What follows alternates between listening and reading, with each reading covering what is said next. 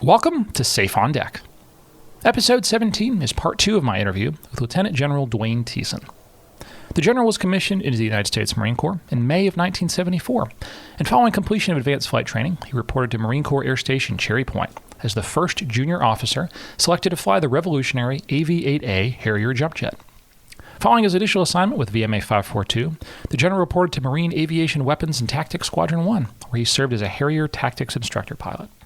Next, the general transitioned to the AV-8B Harrier II, and he was assigned to VMA 231, where he led a detachment of 6 jets deployed to the Mediterranean Sea as part of the 22nd Marine Expeditionary Unit. In June of 1991, the general assumed command of VMA T-203, the AV-8B Harrier Fleet Replenishment Squadron.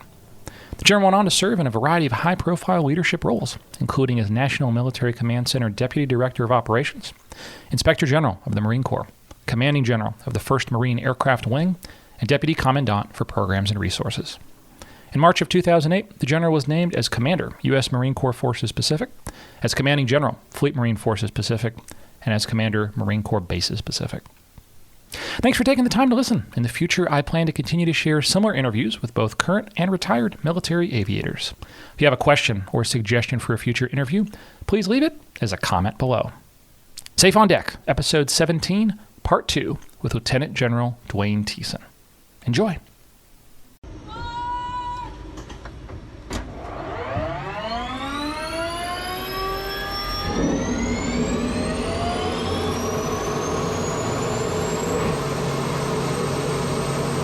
We're talking about highlights. Let's go the other way. So let's talk back to the AV-8A. I know a tough flight, a tough mission. Maybe the one that sticks out. Well, let me tell you that I was a brand new what they call PMCF, post maintenance check pilot flight. Yeah, doing functional check flights. Right, doing a functional check flight. And at that time, we didn't have the digital electronic fuel control. We had a mechanical fuel control. And one of the procedures in the with the mechanical fuel control, the hydromechanical fuel control, was to take it to 44 or 45,000 feet, get it at a certain Mach number, wrap it up to a angle of attack, bring it to a certain angle of attack at a certain Mach number, pull the throttle to idle, and then stuff it going full power just to see if it would stay. Okay? It was a calibration check. And of course, if it didn't, it was very dramatic. You'd have compressor stalls. And I had one that was compressor stalling long before I got up that high. And I came back. I mean, I had fire coming out the front, I had fire coming out the back, and I pulled it to idle, and the first thing you do is look to see whether the temperature unwinds, because if it doesn't, you got a locked-in surge, and you have to shut it down. Well, it unwound, and so I had control of the engine. I brought it back, and I'm a brand new functional check pilot. All right, and I'm like assistant to the deputy AMO, you know what I mean? I'm way down there in the pecking order. Yeah. And, oh, by the way, coffee mess officer, don't screw it up. And so, for 2 years, I think I was a junior guy in the program. So the AMO he was convinced that I had done this wrong, and probably on good, probably on with merit. And, okay, I'll take it. Turn it around. I'm going to take it. I'm going to check this thing out. So he did. Okay, and he was a smoker, and he had to shut it down. He got up, and he had to shut it down. I don't know at what stage in flight it was. And he came back, and his hands were shaking so bad he couldn't even light a cigarette in maintenance control. And that was a highlight, obviously, because I suddenly had credibility. For sure. But I also enjoyed, we had bombing ladders, meaning who's the best bomber and who's the best. I managed to get fairly high in that, which was a personal satisfaction. It just, things worked out for me, and so that was great. All right. Sure. In the in the AV-8B, we're talking downside. Yes, sir. In the AV-8B, we it was 1986. I was leading a 3-plane in a biennial Cold War exercise that we had up there, where we would go into Norway and then go to Denmark and then typically in Germany, and this idea of fighting the northern flank and then coming down war in Europe. And every other year we'd send, the wing would send 200 aircraft, you know. Yeah, I mean, these were massive exercises, massive exercises. Well, we're flying out of a very, very small field called Reggae, like the music, only it isn't, Norway, which is on the Onslow Fjord to the east side of the Onslow Fjord, which is massive. And we're out over the sea, and we're high speed on an immediate close air support mission under control of a British forward air controller.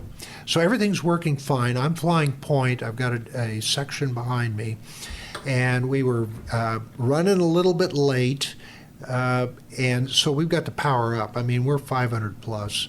We're 200 feet off the water, because the idea at the time was fly low and fast and high track crossing rates, inability to shoot you down. Not the best plan, but that's the way we did it. Anyway, the hooks that were kind of inverted hooks facing up that secured the canopy, one of them failed on the right side. And when it failed, the suction over the top of the canopy twisted it, and when it twisted, the canopy frame broke. When the frame broke, it hit me. And now keep in mind, we're high speed, low altitude. It hit me in the head, shattering my helmet and flailing me to the side of the airplane. It took me off to the side of the airplane in the airstream, very high speed, low altitude. And there wasn't a whole lot I could do about it, because I couldn't even bring my arms back. And so my helmet's gone, my mask is basically gone. I managed, the airplane's either going to go up or down. Guess which way it went? It went up. I'm here. I'm talking to you. Yeah. Okay. So it went up. Well, as it went up, it slowed down. And I managed to get myself back into the cockpit. It's not that I was out of the cockpit. It's just that I was over to the side and couldn't control the aircraft. So I managed to get myself into the cockpit, but I can't talk to anybody. And the pieces of the canopy had gone down the intake, which is immediately behind the cockpit here. And so I have a surging engine, which I was able to control. But the thing that was scary is I couldn't move above the elbows type thing. I couldn't move my shoulders and arms. And the lead of the section behind me, now again, I'm telling you the worst case thing here. So the section behind me, a guy named Glenn Hoppy, he just retired as a senior test pilot for Lockheed on the F-35. Great pilot, great guy. Glenn Hoppy, he saw this debris type thing. Okay, so it's abort, and I'm going straight up and managing to get the airplane, and I'm dazed. I have no ability to communicate. He comes up and he does, I mean, I can see it to this day. He does the most wonderful thing in the entire world. He comes up and he taps his forehead twice and points forward, which in our lingo means I've got the lead. Just fly off me. Wow. Yeah, and he brought you home. Nope, he couldn't, because he couldn't, it was too far. I had to get that airplane on the deck. Oh, wow. Okay. So what he did is he he managed to line me up with a place called Torp, Thorp, and there may have been an E on the end of it, which is on the west end of the Oslo Fjord and was an abandoned Nazi airbase. And there was nothing there. And the grass is, growing 2-3 feet through it's a macadam type thing. Well, it's a Harrier. Yeah, you're good to go. I'm good to go. That's what you're designed to do. He lined me up. He didn't land. He lined me up, and he tapped his forehead twice, pointed to me, pointed to the deck, and landed. I mean, he'd seen all this stuff happen. This airplane had to, I basically gave him what we call HEFO. I gave him the HEFO as best I could because I couldn't move my arms, but I could control the airplane down below. With below my elbows, and so I did a slow landing at Reggae, and I'm sorry, at Torp Field. So I sit there. I can't even safe the ejection seat, which is a handle you have to pull up there because I can't move my shoulders. So I'm sitting there, and I managed to get it shut down by just going. Over the stuff, just shutting the throttle off, and I'm sitting there and turning the batteries off. I can't talk to anybody. I don't have a helmet, and I'm just sitting there at this place, thankful to be alive, but not really knowing. Okay, I'm not really sure how this is all going to work out because there's nobody here. Nobody came out. Nobody's there. Nothing. All right, I'm there for 45 minutes, an hour plus. I don't know. Easily 45 minutes. And pretty soon, a CH-53 off of the USS Nassau comes in there with a doc and a team because, again, Glenn Hoppy had gone up, done the Mayday thing, got the recovery effort going, stressed the fact, get a doctor, type thing. So they get there, and they finally come in. Well, now they got a problem. They got up. They safed the seat for me. Okay, fine. But they're convinced that I had broken my neck. So because I couldn't move. So bottom line on all that, it was a lot of torn ligaments.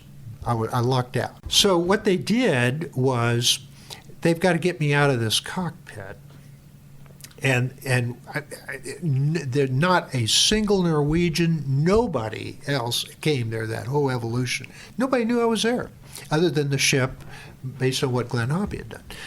This doctor, this Navy flight surgeon, and we're talking about a lieutenant, a Navy lieutenant, was just masterful.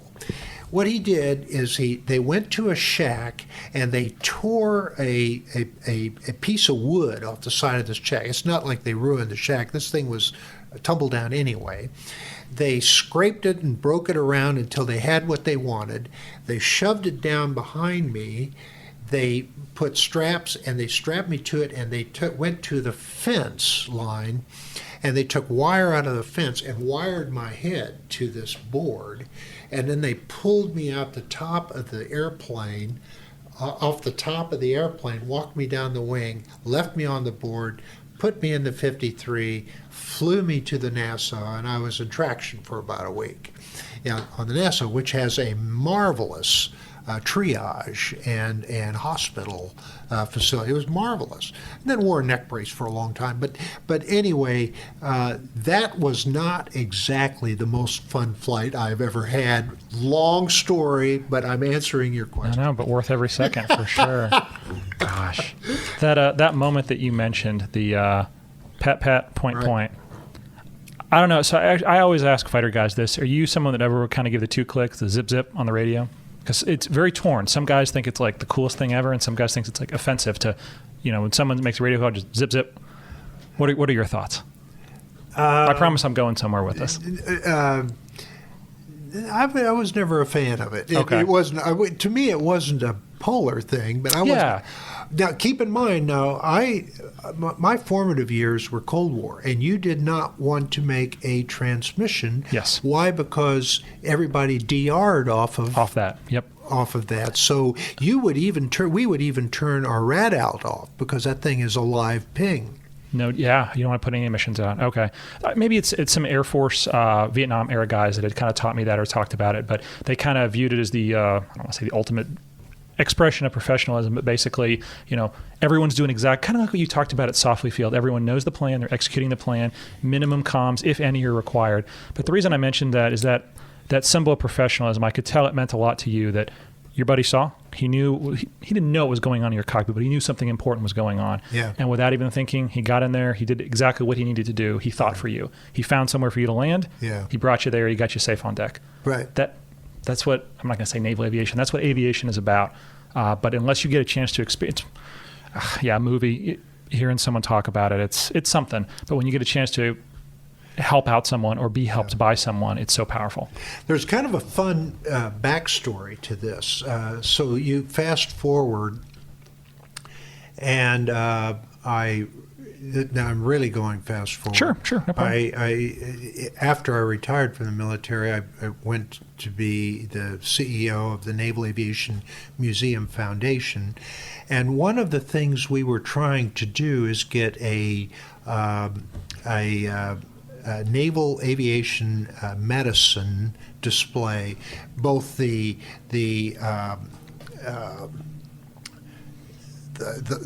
phenomenon of pressure and lung, the cardiovascular, all of these things. It's very educational for kids. In the course of doing that, I went to address the flight surgeons at one of their conferences that they had, their gatherings where it's standardization and whatever, and I'm telling this story, all right? And in the back of the room, this doctor says, "That was me." I'd never met the guy other than in the field in Norway, all right?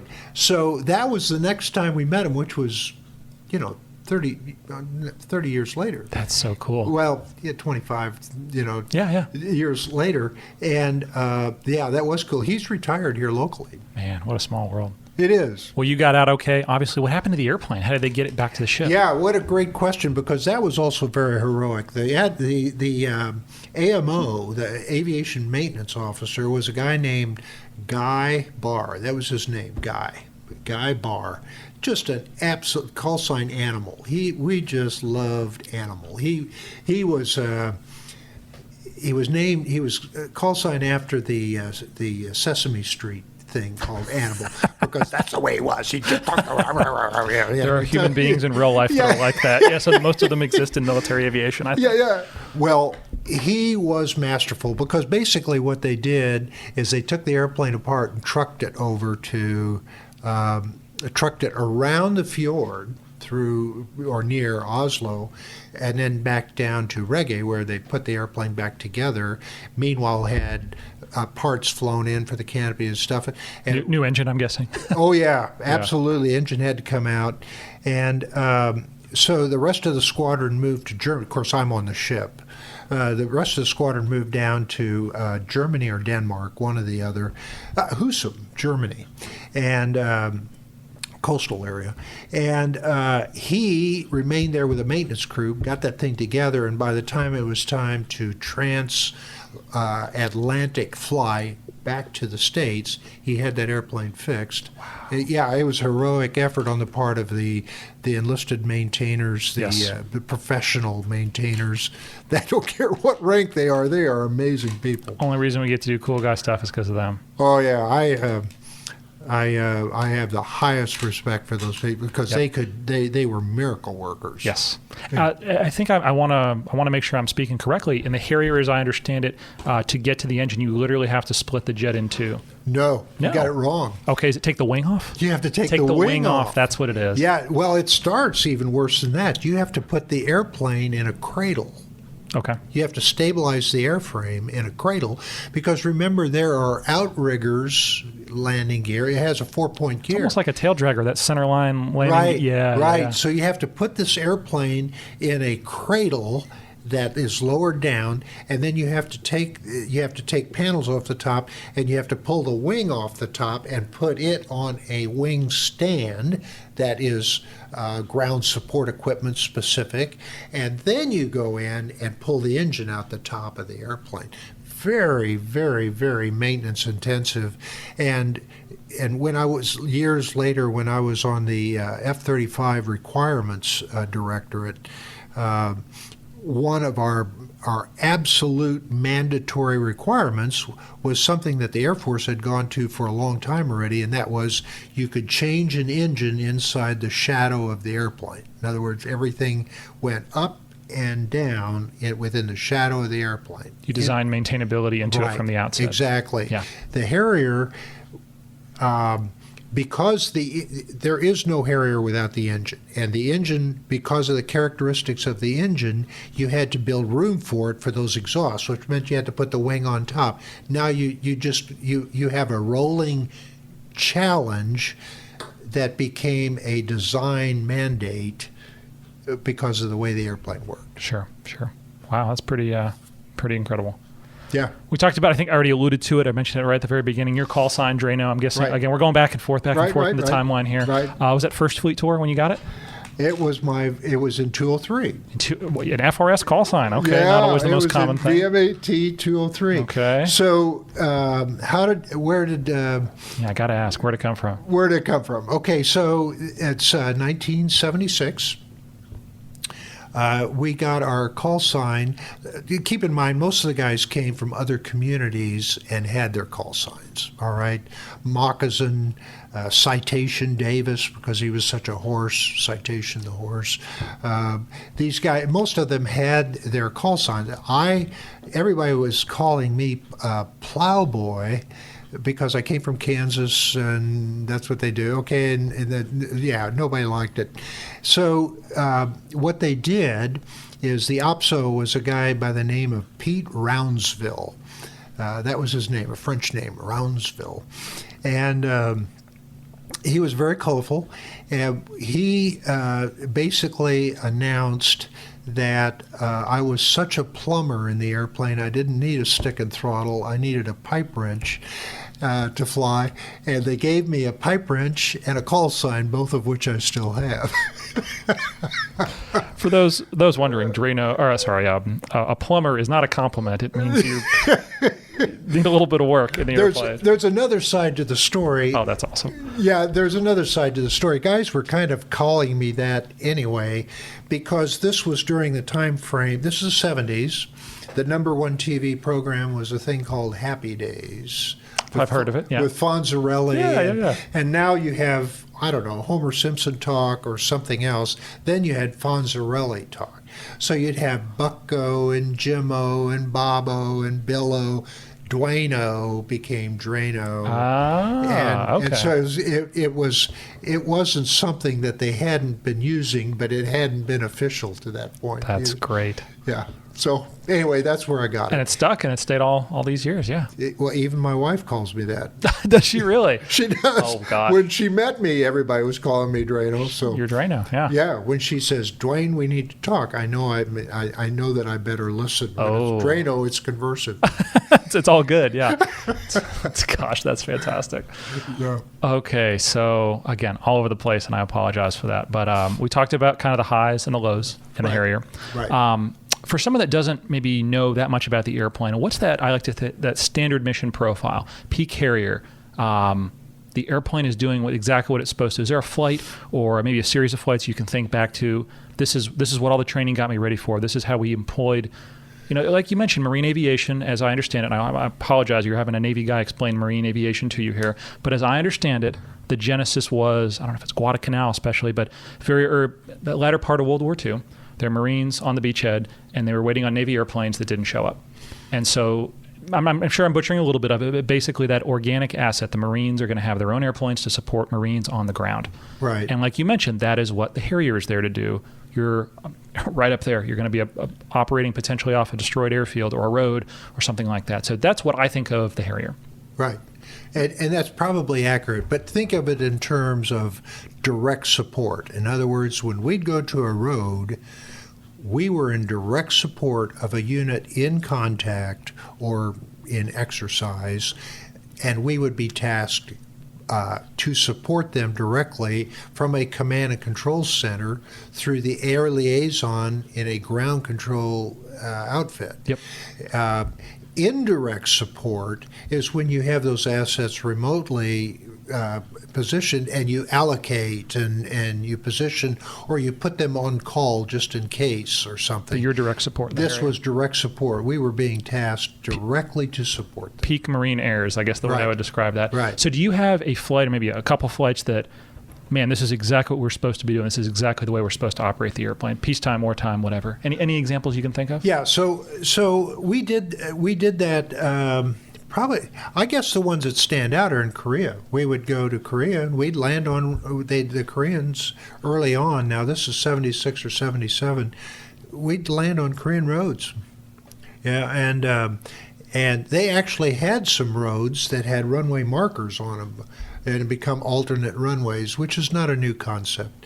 But we would be just rapid response. We could turn. We actually deployed to Mamburao, which is an island off of Luzon. And at Mamburao, we operated out of a small airfield that was matting, World War II matting, the kind with the holes in it, not PSP, right? Pier scale right. planking? Yeah. Yeah. And had a pad that we would vertically land, but we'd take off with ordnance and do direct support. Well, we were a long ways from anywhere. Those are the kinds of things that the Harrier was meant to do, both in Europe and for us. The RAF was looking to be able to do close air support or air support of any kind from something other than designated road. We would operate off of grass just for proficiency. We would operate off of grass. You don't stop. Never. Yeah, you put the power to it and you go. Yeah. Well, you do some checks on a roll. Okay. You just keep it rolling. If you stop, you bog. You bog down. Yeah, because your wheel, high pressure, narrow wheels, you're going to dig in. You're going to dig in, and you do it on the go, and do that from typically from Lark Field or adjacent to an airfield, and do that for training and competency, not necessarily so much for exercise, because what happened, it's a higher risk, not of life and limb, but of mechanical. It's fighting that engine. Yeah. How dangerous was that? I mean, I've operated, I've taken a lot of photos around Harriers, and I remember that was a big thing the pilots were always getting. Stay well clear of the inlet because you can suck some stuff down. That's exactly right. So let me if you don't operate the Harrier right, it's 100% probability. Okay, I mean, it's that simple. If you operate it right, then you mitigate all of that chance. But if you don't do it right, if you leave your nozzles down or forward at the wrong speeds, it's going to happen. Okay. Makes perfect sense. Yeah. Again, we're jumping all over the career here, back and forth, and right. AV-8A, AV-8B. But speaking of the two, when in your career did you make that transition from the A to the B? When did the Marine Corps make that transition? I think you mentioned in the 80s timeframe? Yeah, 83, 84 is probably a better time. I was in MAWTS, Marine Aviation Weapons and Tactics. Yeah, I think that's where we left off. Yeah. Yeah, at the time. And we were transitioning to the B. Part of the... In any program, you have a developmental test phase and you have an operational test phase, OT&E, operational test and evaluation. I got to participate in some of the OT&E at Yuma there on the ranges. And so that was during this 83, 84 time frame. So when I came out of MAWTS, I went to Navy Command and Staff School, and came back, and then I was in the B. Okay. So how big of a difference? They look roughly the same, made by two different people in this case, two different capabilities, I'm guessing, but how big of a difference? A lot of difference. First off, you had a more powerful engine.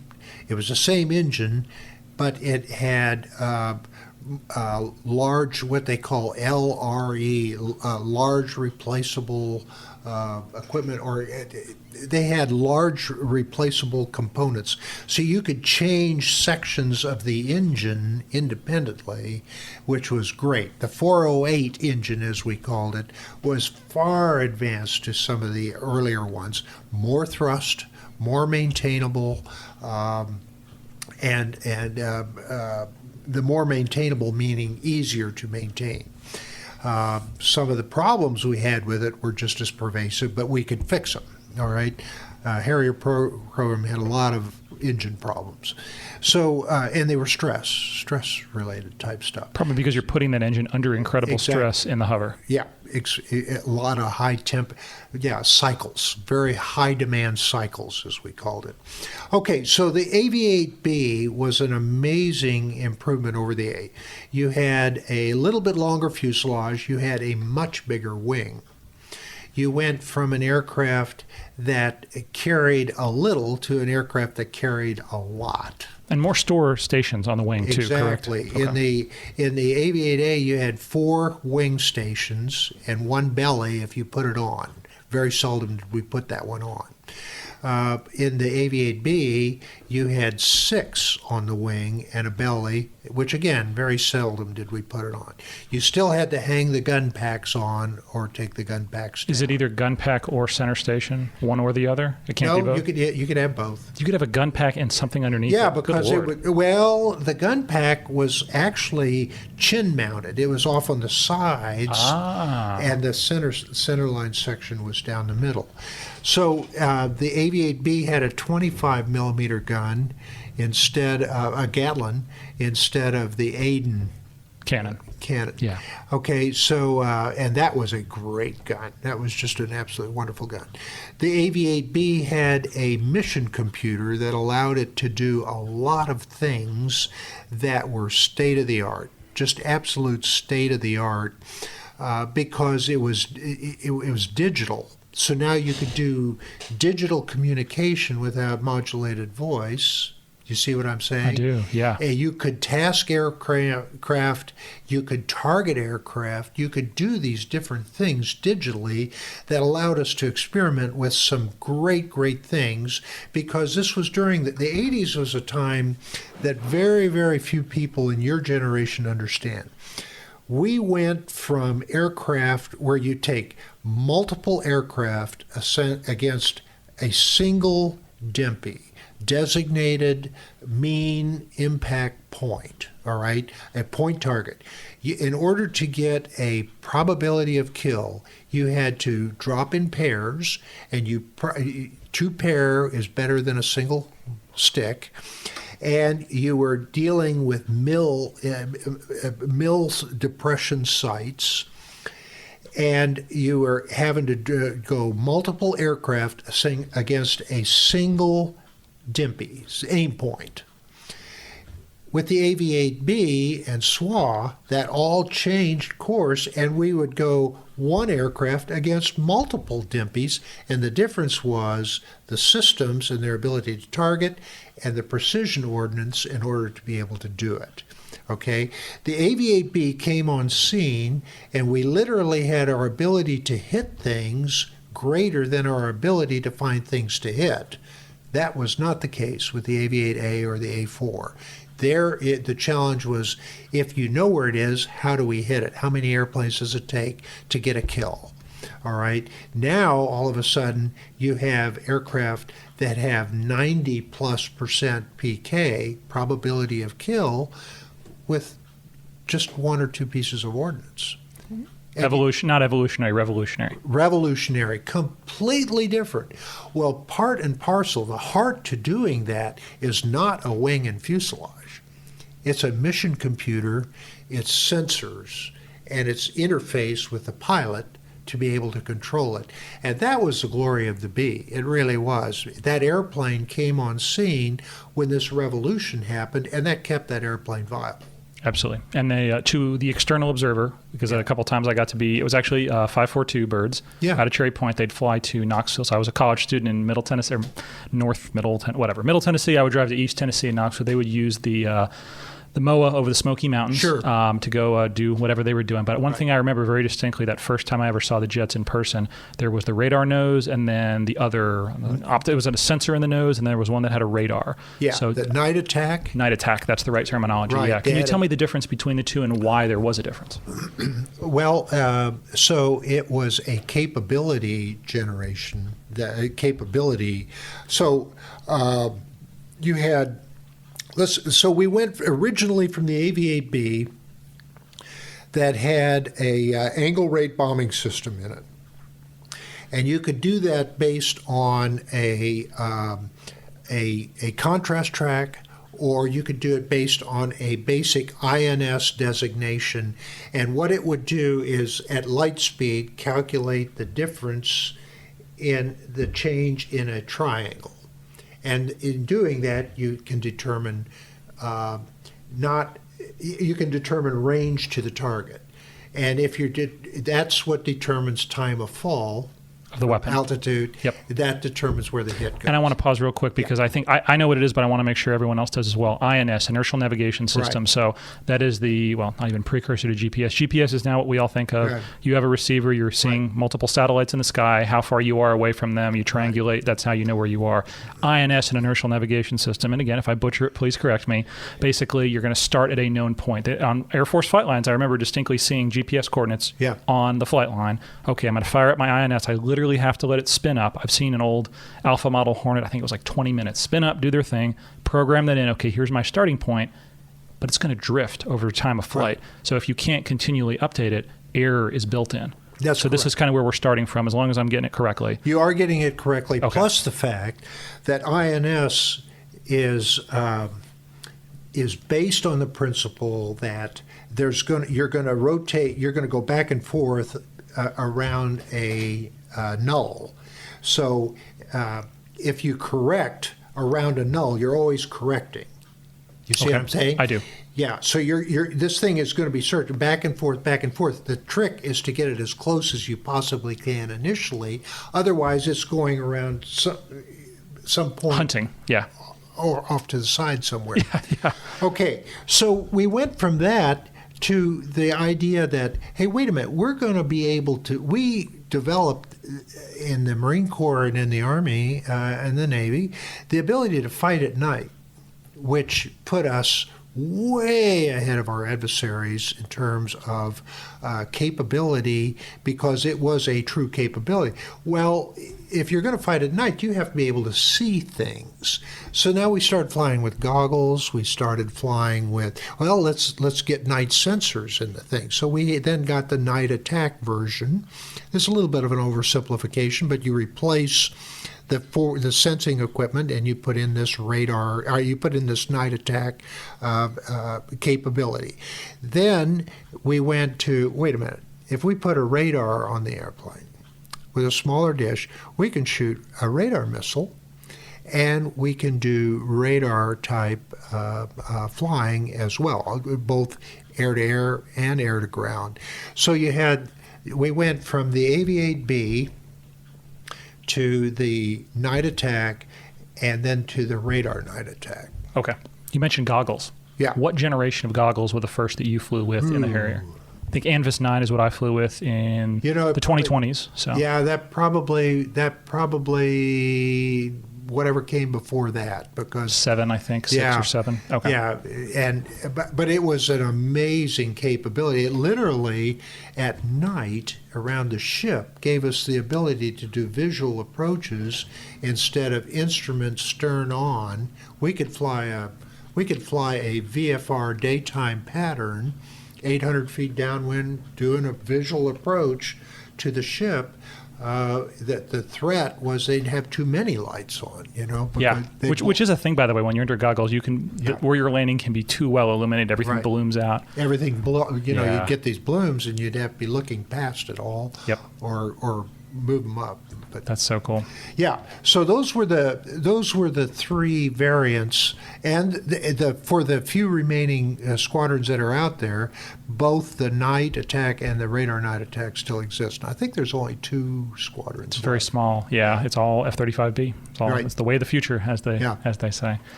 For that guy stepping up from the A to the B, obviously, like you mentioned, there's a T course, a transition course you go through to make an A pilot, a B pilot. What were the things that your instructors and then you as an instructor later taught folks, hey, kind of watch your ass. This is what's different. Yeah, it's a Harrier, but these are the things that are it's probably, I'm guessing, worse, better, worse, whatever. What were the things that you as an instructor were passing on or instructors passed on to you? The B was much, it facilitated the pilot so much more than the A. The stability augmentation was so much better. It was much, much better. The airplane had more performance. The airplane had more range. It had more capability in every single regard. So you spent more time systems training. I'm not going to say that you could put everything else on the side. It's just that the airplane did not have some of the sensitivities that the A did, and was not quite as maneuverable as the A. Meaning, you could get a turn out of it, but I mean, it wasn't as how do I call it? It just wasn't quite as agile as the A was. The A would just dart around all over the place. It's funny, I've heard that in the Hornet, from the baby or the Legacy Hornets to the Super Hornets, kind of the same thing. Oh, really? I don't know if the computer protects you a little bit more or it's just a different. Well, there was no computer in the A though, so there was no computer in the A or the B. There was a mission computer, obviously, and there was a altitude hold or a heading or a attitude hold. It's almost like a basic wing leveler function. Yeah. That you would engage sometimes if you needed to do something two-hand, then you'd turn it off. Sure. Well, you'd turn it off. You'd turn it off here. For those that can't see, which is everyone but you and I, Drano actually it was on an A model or a B model This stick? is a B model. A B model stick on a nice little display here, and just click it right off. That's so cool. Fuel, range, endurance. Yeah. Every time I've seen a Harrier, I've only ever seen Bs in flight, I always see those two drop tanks. Right. Is that a pretty standard way, those inboard stations, you're always flying with two tanks? Pretty much so. Not always, but if you were, it all depended on how much time you need. If you were going to be airborne on call, you wanted as much loiter time as you could. If you were going to go cross country, you wanted as much range as you could because you wanted to minimize the number of stops. If you were going around a ship, typically you would have the tanks just so you could, for cycle time considerations, all right? But no, if you were, say we were in an exercise in Europe or in an exercise in Fallon or in some of the ranges, 29 Palms, no, we dropped the tanks. The tanks. Why? Because you were direct support. You were going into numbers of cycles that you could, the most numbers of cycles that you could per time. It was not duration of sortie. It wasn't hours on station. It was numbers of sorties, amount of ordnance. Yep. Speaking of shortest flight, longest flight, where would you say? Ooh, now counting refueling? Yeah, absolutely. I want to talk about refueling next, but let's count. Okay, the longest flight I was in was a little over 9 hours. Good Lord. Yeah, and that was, again, coming out of Europe against wind, great circle all the way to North Carolina. How'd you get dragged? Was it a Herc? No, it was a KC-10. Oh, man, living in style on the KC-10. Yeah. Okay. Now, in the A, oftentimes, we did the Herc. We could refuel off of a Hercules, a C-130, in either aircraft, but we would do trans-Pacific routes in the A off of a Hercules. And that was interesting because they were never at our altitude, whereas a KC-10 always was. So we were flying up in the 40s, and then at a predetermined place and time, because you're DRing over the ocean, you would let down, and then you'd do a tack-in rendezvous on the tanker at his altitude and refuel, and then go back up to getting that efficient profile. How do you dead reckon across the Pacific or the Atlantic? I mean, time, speed, and distance. That's my gosh. Yeah, and then you better hope that tanker is where it's supposed to be when it's supposed to be. Now, on the most critical legs, what you'd get is a Pathfinder. It'd typically be a whale. Or an A3. Okay. Yeah, an A3 who would have emergency gas if he had to. You see what I'm saying? Absolutely. Yep. but most, yeah, on the initial legs out and stuff like that, nah, it just... You just make it happen. Yeah. Yeah, it would, and it sounds bizarre now, but it was kind of standard operating procedure for many people. Which is really impressive to consider. Yeah. Okay, the longest flight, that was pretty impressive. What about shortest flight? A hover test. One of those FCFs, I'm guessing. Yeah, just up and down up and down. Check the temperature. Make sure that the numbers are what they're supposed to be, and come down. I mean, you'd have a 5-minute, 10-minute sortie. Nice. Very I've done. I did a flight. It was a 0.3, and it was 0.1 at a time. Getting airborne off the heliport. So I think it was like a tail gearbox chip light right into another spot to land. Yeah. Do a bunch of groundwork. Yeah. Okay. Cool. Let's go to fly. Take it airborne and right back to the spot you took off from. And then that third one was, yeah, we cleaned everything. We know it's a wire. Okay. Hopping. Yep. The light came on again, and we go back home. So yeah. It was a very hard-earned 0.3, 0.1 at a time. But yeah, I don't know. None of those stand out, but it would have been that kind of something story. like that. Yeah. Okay, we talked about, you already kind of alluded to the tanker. In the A, as I understand it, the probe was fixed. It's over your right shoulder, but that probe is mechanically, like it's not moving, basically. Whereas in the B, it can reflex kind of down over your inlet and then back up again. Am I getting that correct? That is correct. Now, on the B, it was actually mounted over here on the left. You're right. I'm sorry. Yeah, over your left shoulder. Over your left shoulder. On the A, it was fixed, but that's if you bolted it on. Okay. Normally, you didn't have it on. Probably big drag penalty too, I'm guessing. Well, yeah, it had a drag penalty, but it also had a roll quotient to it. Yeah. It would affect how the airplane flew. Yeah. Okay. Very interesting. I wouldn't have thought about that. And you have ferry tanks and you have combat tanks. The combat tanks were the smaller tanks, 120 gallon. The ferry tanks were large. I mean, they carried, 300 gallons. They look goofy, but awesome. Yeah, a airplane with 4 ferry tanks looks more like a pontoon bridge. It's an accurate statement, but it's a pretty awesome pontoon bridge. Yeah, that's so cool. Did you get to fly with them much, or was that probably a very rare thing? With 4 tanks? Yes. That was rare. Rare, yeah. I figured as much. That was rare. And in the A, it was kind of interesting. They weren't baffled. The tanks were not baffled. Really? Oh, yeah. And so you had to be very smooth, because if you got to altitude and you leveled off and let the thing accelerate and build your Mach, if you ended up doing that, it would slosh in there, and your CG was changing, and the nose would be going up and down and up and down and up and down as you're flying around. So you had to be very, very smooth. Later on, of course, they figured out throw some baffles in there. This is stupid. This is not rocket How do you science. fix it then? Do you fight it actively, or do you just have to let it dampen itself Well, you out? have to let it dampen. Okay. Otherwise you get on the back side of it, and one side's sloshing. Yeah. Yeah. Oh, that's a good point. Yeah, you got a tank on each wing. Okay, we talked about that probe. So I've only ever refueled I haven't even refueled. I've plugged 3 times behind a C-130 in the 53.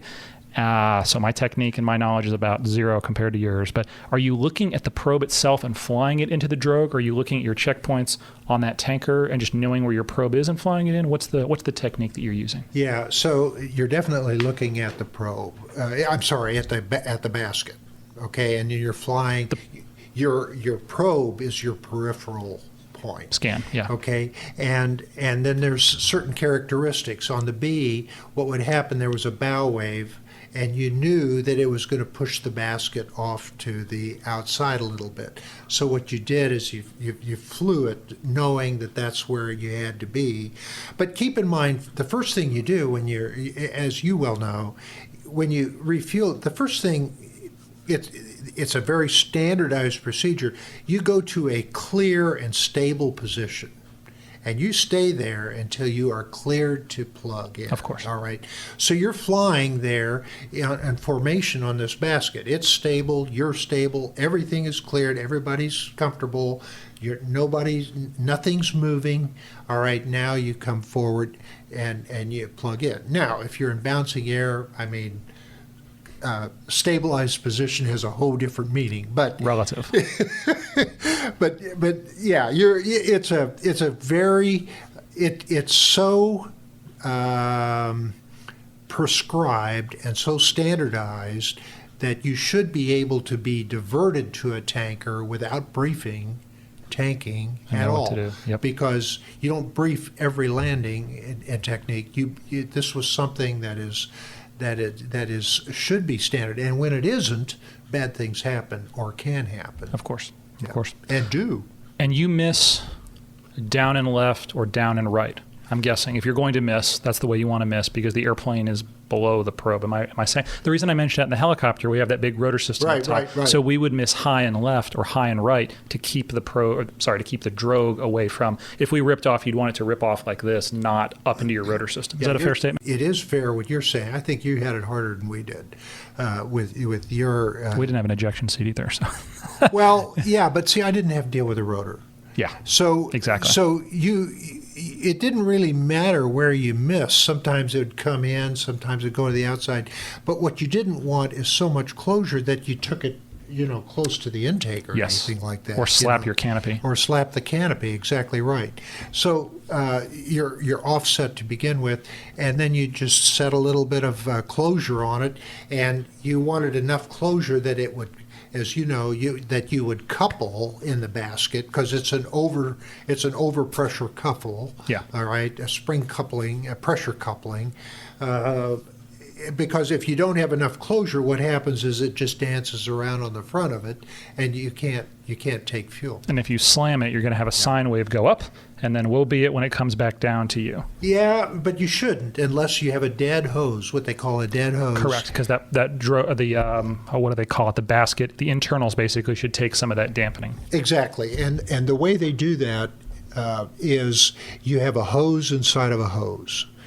And you have hydraulic pressure in between the two to hold that hose steady. Makes sense. Okay, and if that pressure is not there, then what you have is a loose or dead, as they call it, a dead hose. Then as soon as you hit it, there's going to be a reaction, and that's a sine wave you're talking, because if it ever goes to the airplane and comes back, it tears the probe off. Yeah, and bad things happen. Yeah, and people say, well, how can that be? Because you look at how substantial this is. You're talking about huge forces in play here. But, and that's a really great point. A lot of people look at an airplane. The Young Eagles event this weekend, or this past weekend on Sunday, sometimes when and these kids were great, by the way, just for the record. They were awesome. But sometimes when I see little kids around airplanes, yanking on flight controls or moving, I'm like, oh, God, please don't do that. Because it looks substantial. It looks beefy. And then when you know anything about aerostructures, it's strong in certain ways. In other ways, a butter knife you can punch through metal without even really trying that hard. So it's strong in a specific way, I guess I should say. Yeah. So the refueling evolution for just about every community, certainly the Harrier as well, becomes a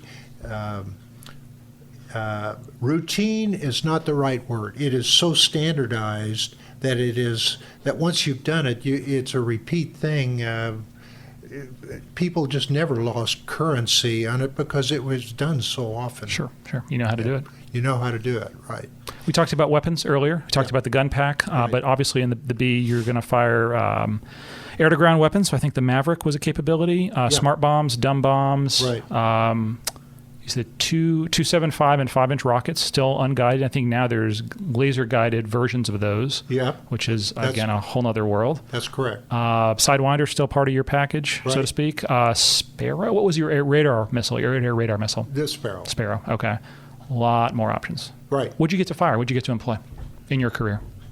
Well, I got to fire all of that stuff. Really? Oh, yeah. But I never fired a hostile round. Okay. Nothing in anger. Yeah. No, nothing in anger. And I wouldn't say chagrin, but it's, I have to explain it all the time. Every time that we would get in a fight, I was either in Washington or in a force generation position. So when Libya happened, we were off the coast of Libya when we did the 2 shoot-downs. We were there with 2 carriers. We were intercepting those guys every day. What type of aircraft were y'all intercepting? MiG-23s. 23s, okay. Yeah. What was that like? Well, they were. That's an amazing airplane. They couldn't turn very well, but they could accelerate very, very quickly. Did they have pretty good GCI, ground control, intercept controllers, basically? Did they? Well, did you know they were there first, or did they know you were there first? How about that? We knew every time they taxied. Good Lord. Okay. Yeah. Because they did it over the open. They did it over the open comp. Yep. So the carrier, talking to the carrier, the CIC and everything, you're talking, you're being positively controlled. Yep. And then when the ROE changed from they had to shoot at us first, or they had to be aggressive against us first. Correct. Hostile act, hostile intent. Right. Hostile intent. At that point, they said, look, the Harriers are out of here. So they pulled. We had 20 Harriers on the Nassau there in the Med. They pulled us out. And the two carriers took care of business. And that's when the shoot downs went down. Yeah, that's when they did the shoot downs. Yeah. And rightfully so, for crying out loud. I mean, they had we didn't have radar at that time. We had the A's, all right, and we were, everything that we did was contact flying. I mean, visual. Yeah. And so it had to be, because that's all we had. And that was what the F-14 excelled at: long range, intercept. You want the scalpel. You guys are probably the multi-tool. That typical Marine tool. You can do a little bit of everything. Well, right. So and they were ideally suited to do that, and they did a great job. Yeah. All right. So they put us off the coast of when they pull us out of there, they put us off the coast of Lebanon. This is just before Bekaa Valley. Really? Yeah. So they put us off the coast of Lebanon, and we would go in what was called a modlock. It's a ship that basically the ship maintains steerage and maintains station. So it's it's sailing a box pattern or some prescribed pattern in the water, so that the ship can move anytime it needs to. It doesn't have to pull anchor, weigh anchor. It doesn't have to reset any kind of condition. It's a full up operating vessel all day and night. But we're watching the fireworks over there in Lebanon, and then Bekaa Valley happened. We weren't part of that. What was the logic? Just you guys were there as the QRF, the Quick Reaction Force, if needed? No, initially we were. This is before the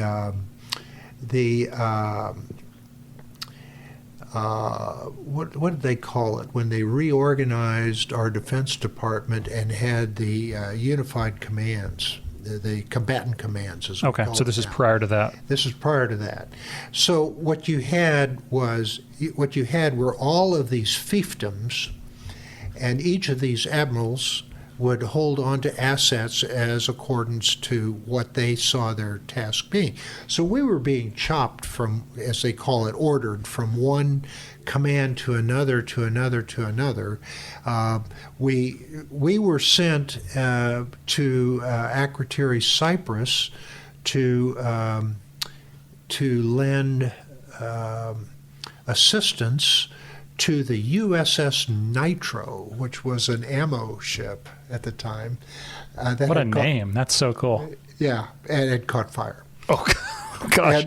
And fire on an ammo ship, probably not a good story. Not a good story, but nothing, I mean, they got it, again, heroic sailors doing heroic things in the face. So they had burns and smoke inhalation and injuries, and people that were parched. They couldn't generate water. The ship was DIW, dead in the water, and so we had to go there, provide power, provide water, provide meals, do all that other stuff. Well, what do you do with Harriers? Yeah, you're not flying. You're not flying. So we did that for a while. We got assigned all this different stuff. We went there to cover one carrier coming through the ditch, because through the Suez Canal, just to have more firepower in there, like you started to say. And then it just transcended into one off the coast of Libya, off the coast of Lebanon, off the coast. I mean, just one thing after another. While we're on the topic, final question. You knew that when they were taxiing. What was your impression flying alongside those guys when you flew those intercept missions of those Libyan aviators? Skill set wise, I mean, you never turned with them. I'm guessing it was just, hey, we're here. Drag race. That's pretty much what it is. Yeah, Okay. drag race is all we do. And they're playing to their strength, and you're trying to play to your strength in your individual aircraft. Right. We never. Terrible term, but play is a bad term. Yeah, we didn't play with them. We didn't dance because we didn't want anybody. Very fair. Yeah. We didn't want anybody misunderstanding the other person. So literally, most of the time, they were rendezvousing with us. Okay. And then. It wasn't like when the Badgers or the Bears would when we'd rendezvous with them or anything, and you get in these stupid games, but where they'd try to scrape you off. But these guys they'd want a drag race. Okay. Because they know that's what they can do is get that power in there and just get away from you. The airplane's magnificent. It would just accelerate and go. Yeah. But it turned like this table. And when it's out in front of you, it's really easy to shoot if you wanted to. I'm guessing. Yeah, but they weren't. That wasn't. So the thing. I don't know. That was a long answer that didn't answer. I don't know how proficient they were. Gotcha. I really don't know because we never tested them. I didn't ever test them. You mentioned the Badgers and the Bears, though. I have to circle back to that and ask. So I've heard of that exact kind of the thing you described where folks would try to intercept and those guys would turn into you. They would do all sorts of kind of play reindeer games to screw with the intercepting fighter. Is that a fair assessment? Yeah, it is. So typically they're coming out to see what your ship is doing. Yes, the reconnaissance long range. Yeah. And so they wouldn't be real high. If you intercepted them high, they were going somewhere. They were going. Okay. They were going to some base. They weren't coming down to see you. Right. So, but if they were lower altitude, they were coming out to take a look at what you were doing. Okay. And then as soon as you rendezvoused with them, you'd leave one guy back, locked and cocked. Okay. And then as soon as you'd rendezvous with them, they'd start to turn with you and descend. Which is not where you want to be on the inside of a turn. No. Dissimilar formation. Descending. Yeah, exactly. And so you'd go to the other side, and then they'd reverse. They'd come back. And it wasn't a hard maneuver. It's just you're not going to stay there, and we know it. Yeah. And they were right because we weren't going to stay there. But you weren't going to overfly our ship unescorted either. Exactly. Yeah. Exactly. Because it was verboten. You didn't let that happen. And it was more a statement of position than it was, that they would do anything. Of course. Kind of some of those, I don't want to say reindeer games, posturing, whatever you want to call it. Some of the way that, nation states act toward one another, freedom of the seas, freedom of navigation, all that good stuff. This is also the time frame when you'd have these Russian spy ships. We still have them. They're still out there. Yeah. They were out there all the time, chasing, and then they do stupid things like as soon as you started going to flight ops, and turn into the wind, they'd position themselves so that when the ship would turn into the wind, they'd go to the inside. No, collision alarms and everything would go off and whatever. All they were doing was forcing their hand, forcing their position. I've heard stories, and I wish I could remember more detail, of carriers doing that and having Russian intelligence trawlers and other, let's say Chinese or other threat nations doing silly things. And then just basically, the carrier is not alone. There's other assets out there, other ships out there, and destroyers essentially making passes to put themselves in between our friends in the little tugboat and the big deck. So there's a lot of stuff that I guess the black shoes are out there doing to keep the carrier safe. But this was a time frame when you got up in the morning, everybody wanted to know where that thing was because it was going to be a consideration in the course of the day. Of course. It was going to monitor everything you did. So I'm jumping ahead. Let's see. We talked about MOTS. We talked about transition to the Bravo. I want to get to your time commanding the training squadron 203. Sure. Because there's way more of your career after that, but that's one thing I think is really, really interesting. So where did that fit in after MOTS? So let's see. After MOTS, it basically after Navy Command and Staff, what I did is I went to Naval Air Systems Command, which is an acquisition and program management command for the Navy, and worked in the Harrier program. This is kind of interesting because see what happened. I had commanded a detachment into the Med, and I had taken airplanes and landed on the ITS, Italian ship, Garibaldi. We were the first fixed wing to land on the ITS Garibaldi, or any Italian ship. All right, and that was kind of a fun thing to do. So this was huge with the Italians. So fast forward, now I've been to school. I've been to Moss, been to school. I come out of Naval Air Systems. I go to Naval Air Systems Command, and they say, well, if the Italians know you, you know the Italians. Giovanni Giorgi, captain, he's over here. He was the commander of that ship. He was an aviator. You're going to work with him, and we're going to do the FMS, Foreign Military Sales. You're going to be part of that. So I managed the FMS to the Italians. All right. So that was coming out of Naval Air Systems Command. They said, well, if you're so smart, and if you know the Italians, and you've just sold them, why don't you go train them to fly? Why don't you go take VMA T-203, which is how I got the squadron. I was a major. They frocked me to a lieutenant colonel. They sent me down there. They had 45 airplanes in that squadron, 900 people. It was just an absolute great. Yeah. They frocked me to lieutenant colonel. And for those unfamiliar with the term, and I want to make sure I'm getting it right, in the military, when you're frocked to a rank, you are given the responsibilities of that rank, but not the pay. That's because correct. There were statutory limitations. Congress, confirms officers. So it's a great deal for the military because they're getting another person in that billet. Right. But maybe not so much for you until the pay catches up.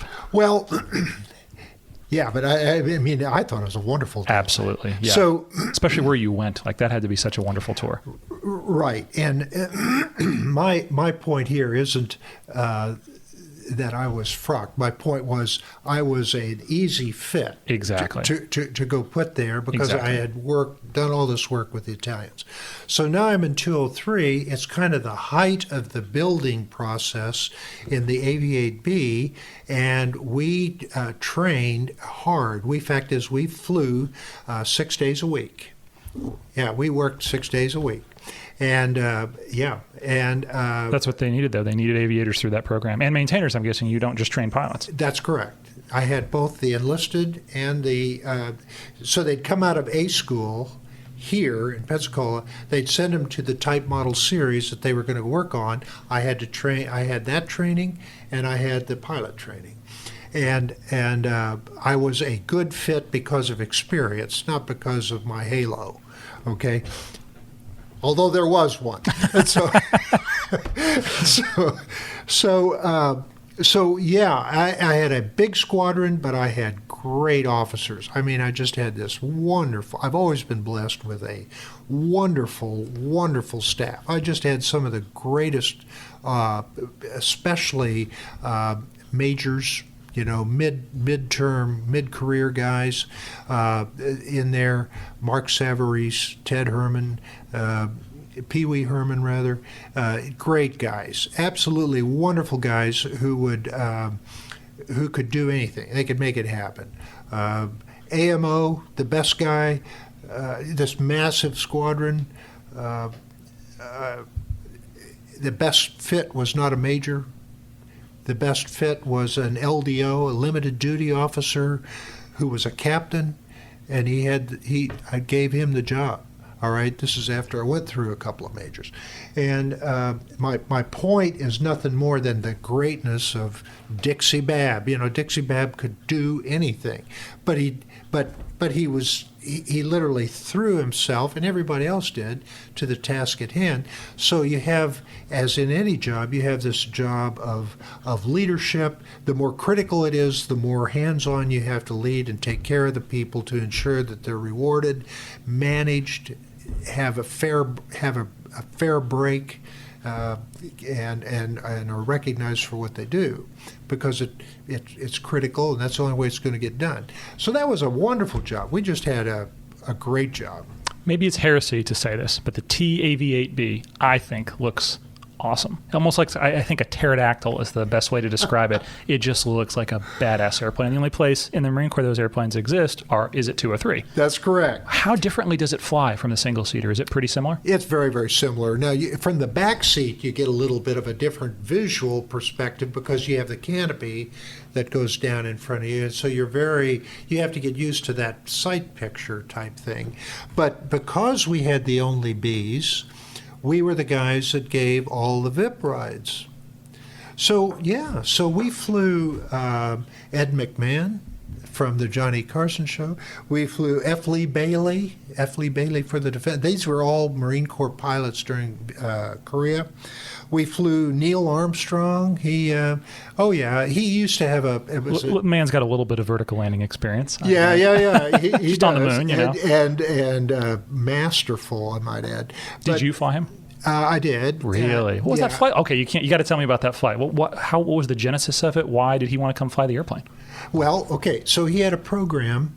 He had a program called First Flight. It was a TV one season series. It wasn't much of a program. It really wasn't much of a program. It didn't have. Oh, it's great for you and I. We would watch it religiously, but it didn't have a lot of shtick with the general public, and so it didn't last very long. But he basically has 5 minutes worth of narrative in there, and there's a lot of cameras set up, and he goes up and flies the airplane. That was kind of cool. Flying out of Cherry Point, I'm guessing? Yeah. Yeah. I mean, I can only imagine the skill level of that. I mean, he's a test pilot, again, landed on the moon, LLTV. He's got all sorts of experience in that. Did you get to hover with him? Did you get to show him that part of the performance envelope as well? Oh, sure. And so, that was a big honor. Sure. Flew the Secretary of the Navy. Okay. Secretary Garrett. This is a long time ago. This is an interesting story. You ready for a flight story? Absolutely. So the flight was going to happen at Quantico. All right, makes sense. Okay. Of course. So I sent a team up there, and I sent a young captain by the name of Begulin, who was a great pilot, a poster face sort of guy, and he was a great pilot, great sense of humor, good hands, just an absolute perfect guy for the job, but junior. All right? This isn't hard. It's just discipline, right? I'm not going to get anybody flying VIPs that said, wait till you see this, or here we go type Not thing. the personality you need. No. Nope. Maverick doesn't exist in real life. No. Yeah. Right. So we everything was very strict. Well, the weather was deteriorating badly, and this was getting to be a setup, and the secretary said, no, I want to go down. This is on my schedule. I want to go down from the Pentagon down to Quantico. And I'm going, oh, man, this is not good, because now I have a captain in a go, no-go decision with the Secretary of the Navy. Said, not going to happen. I'm the leader of the squad. So I got in an airplane, flew to Quantico, and I'm going to fly. I'm going to explain to the Secretary why we can't go. I made that decision when we got there. I mean, it was storming, there was lightning, invisible, water running in the thing. It's not safe. It's just not safe. The secretary made it clear. This is actually a interesting story on many different levels. So he made it clear that he had not driven from the Pentagon to Quantico to get a PowerPoint briefing. He wanted to go fly.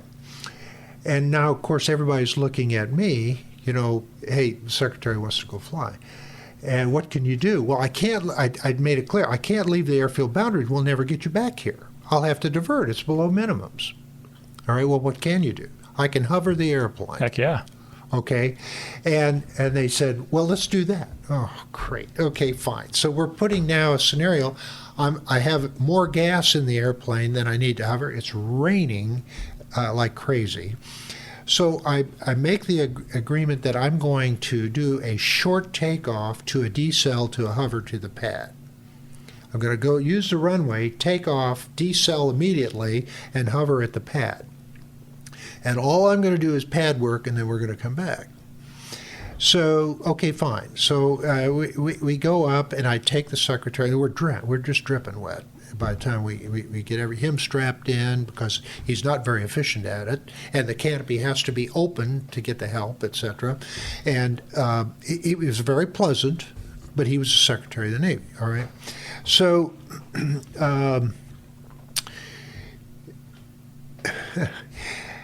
I took him to the pad. We did a couple of maneuvers over the pad, landed. I pressed up and I said, Mr. Secretary, I'm going to land here. And he said, that's all we're going to do here today. And he said, no, you've already shown me this. Take it to the runway. Well, the crosswind is crazy. I'm facing the wrong way. And I said, Mr. Secretary, he said, I told you I want to go to the runway. Well, I did it. Okay, so I kind of took the airplane, swung around, kind of a circuit, and started landing. Now I'm slow. There's a crosswind. I'm kind of going sideways, and I'm going off the runway, and I don't know how far, and I'm shutting it down, and and it's raining cats and dogs. Now, I did go off the runway about 3 or 4 feet on hard surface. Okay, there's an overrun. Not even an overrun. The sides have a little bit more concrete. That's correct. Oh, still though. Okay, oh, man. Yeah, but I'm shut down, and we're not a VIP 1 anymore. And I mean to tell you, it just breaks loose because this is an emergency now, all right? So they come up there, and they whisk him away. And I stay with the airplane. The airplane was not hurt at all. I flew it back to Cherry Point that same day. So anyway, they whisked the secretary away. Garrett was and is a real gentleman. I'd still touch base with him about once every year or so. So the secretary goes in, and he basically tells the OLA guys that are there, the Marine Corps Representative Office of Legislative Affairs and stuff like that, he tells them, I want to talk to his commanding general on that phone right now. And they're thinking, Drano is toast. And he was very insistent, and they got my commanding general on the line. Basically, he relays to the commanding general accurately what had happened. And he tells the story accurately in terms of what I had said and what he had said. All right? And so none of this was ever any excitement except when I shut the airplane down, because I didn't know how far I was going to go before I got the thing stopped. Yeah. So you just did the conservative thing. Yeah. Shut the engine off, take it to a stop. Stay where you are, safe to seat. Yeah. You did the right thing. Yeah. So but it was pilot error.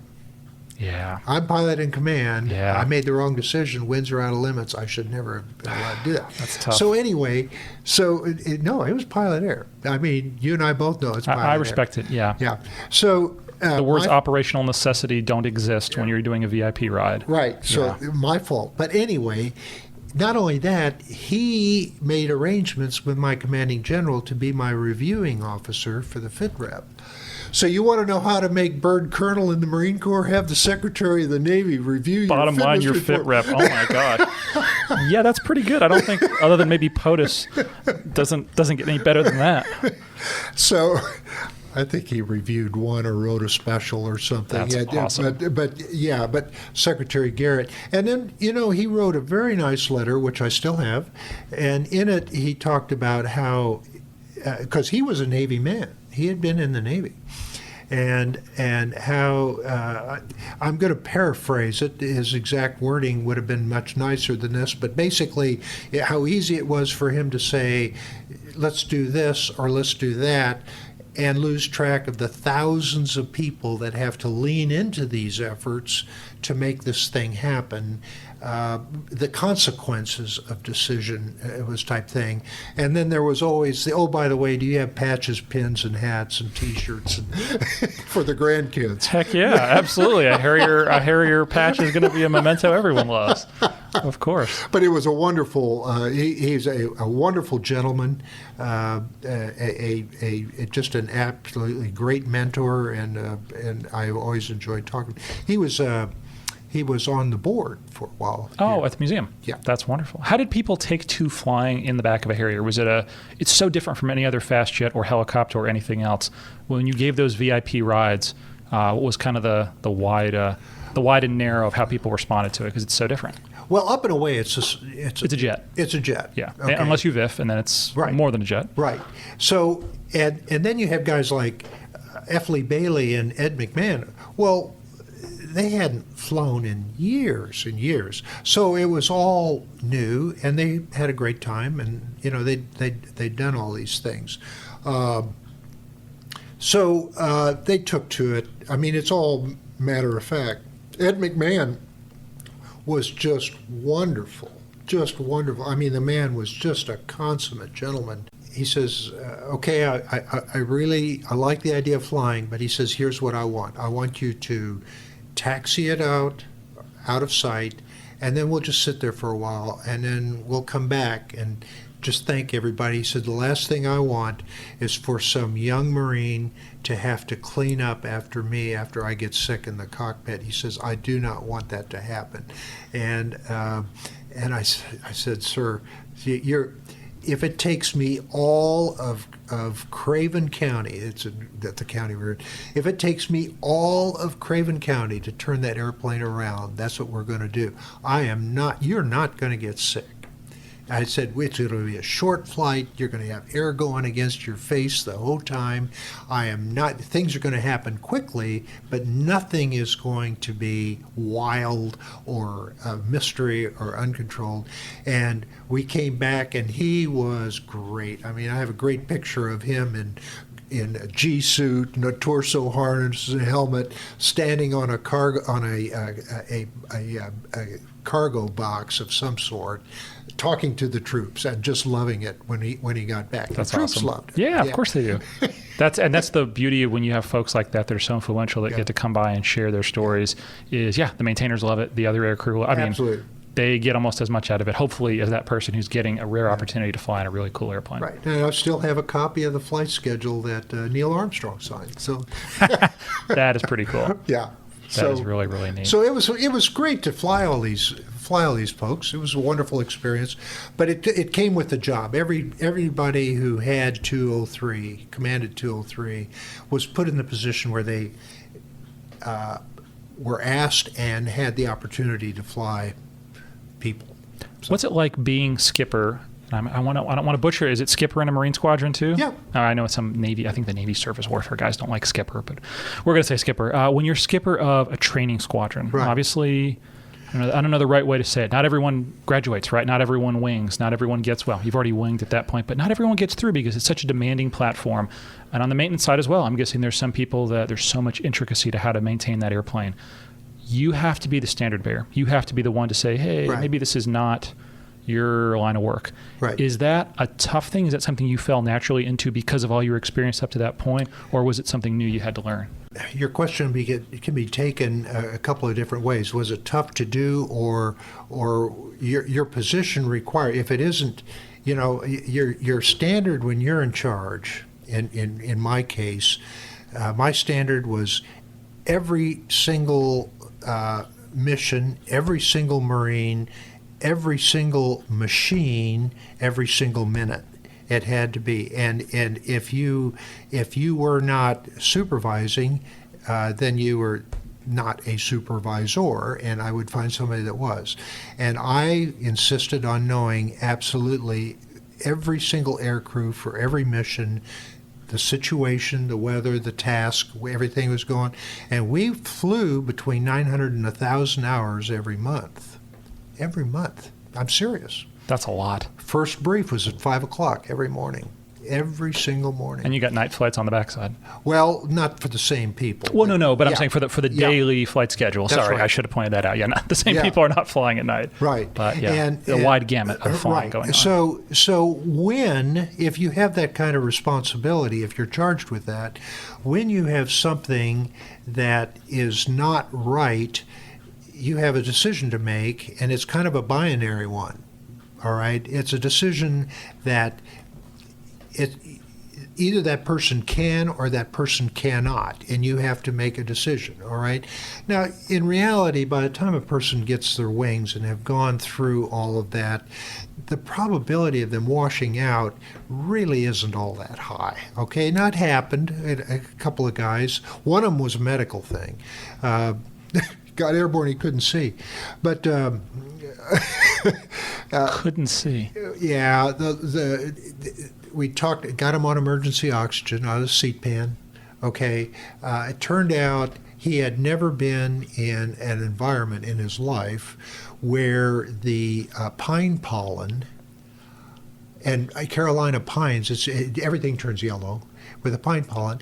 He had an allergy to it. It created a sinus pressure on his optic nerve, and he could tell light and dark, but he couldn't read the gauges, and he couldn't whatever. My gosh. Yeah. So it was a matter of talking him, getting him heading home, getting him slowed down. He was in an airplane by himself, and getting him stable and coaching him through basic flight, all right, until he could get on the wing, and basically Lee just took him and landed him on the runway. What a heroic story. Oh yeah, it is. But now we washed him out. Yes, because you can't continue Right. like that. But I mean, to get the airplane back, to get him back. Yeah. Wow. Now you have others where you have discipline issues, and you have to make that cut. That's part of leadership, right? And there was one guy that it was a keep him or get rid of him, and by that I mean get rid of him. It was some pretty serious trouble. We kept him, and he had a tremendous career, including test pilot. Wonderful F-35, and I mean just an absolutely wonderful, responsible officer. And so this leadership thing, you want people to be very aggressive. You want them to be not cocky, but very confident. If they're going to climb in the airplane, they don't think they can do it, don't get in the damn airplane, all right? And you want them to be very capable on paper and in reality, all right? But you want them to be under control, self-control primarily. All right, and discipline. All right, and that is the leadership challenge when you're in aviation, because when you get out there and you're on a mission, it isn't the rank that determines the mission being done. It's the skill and discipline of the pilot, of the air skills that get the mission done. It's not the rank. So we were talking about command decisions. Yes, sir. And the command environment, and it's a wonderful, wonderful environment. The way I went from 6 years through with my commitment to 38 years, 10 months was my wife and I went through a constant evaluation on the kitchen table where you come up to a milestone date. That milestone is either a move, do we do it or don't we do it? Promotion, yes or no, meaning do we get promoted? If no, then we would leave, all right? And then if promoted, command, yes or no. If we got command, then we would stay. If we didn't get command, it means that they had other people they wanted to command, and that was fine. But we went through that matrix all the time, a binary decision, up or down, stay or leave, and one thing just led to another, and it doesn't take long, and you're in this corner. You can't leave because you've been promoted and you don't have your 2 years. You can't leave because you've been on a PCS move and you haven't been there, long enough. It doesn't take long, and you're there until they say you're gone. Yeah. So, and it was wonderful. We didn't always like where we were stationed. I mean, we had some jobs that nobody wants. Sure. But we had a wonderful, wonderful career. It was a wonderful life. Raised a family. Went to places nobody wants to go, went to places everybody wants to go. Sure. After 203, I know you mentioned you went on to fly the Hornet as a one-star, but where'd you go in between that time frame? So I commanded a squadron, and then I went to National War College. Okay. And after National War College, let me make sure I get this all right now. I ended up in a staff job for a period of time, then went to command an air group of 6 squadrons in Yuma. That was our second tour in Yuma. I came out of that job, went back into a staff job. This one was in charge of Marine Corps aviation plans and policy, and came out of that, was promoted, and then went to the National Military Command Center, which is in the basement of the Pentagon. Yeah. Was there when we were hit 9/11.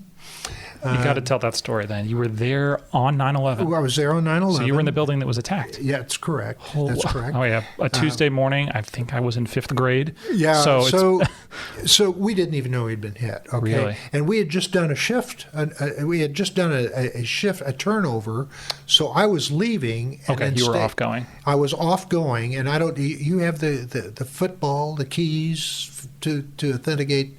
This is the National Military Command Center, which is in charge of basically keeping the chairman, the Secretary of Defense, informed of everything that's going on, because all of the COCOMs, all the combatant commanders, work for the Secretary and the President and the National Security Advisor. I mean, that's your Security Council. So, Yeah.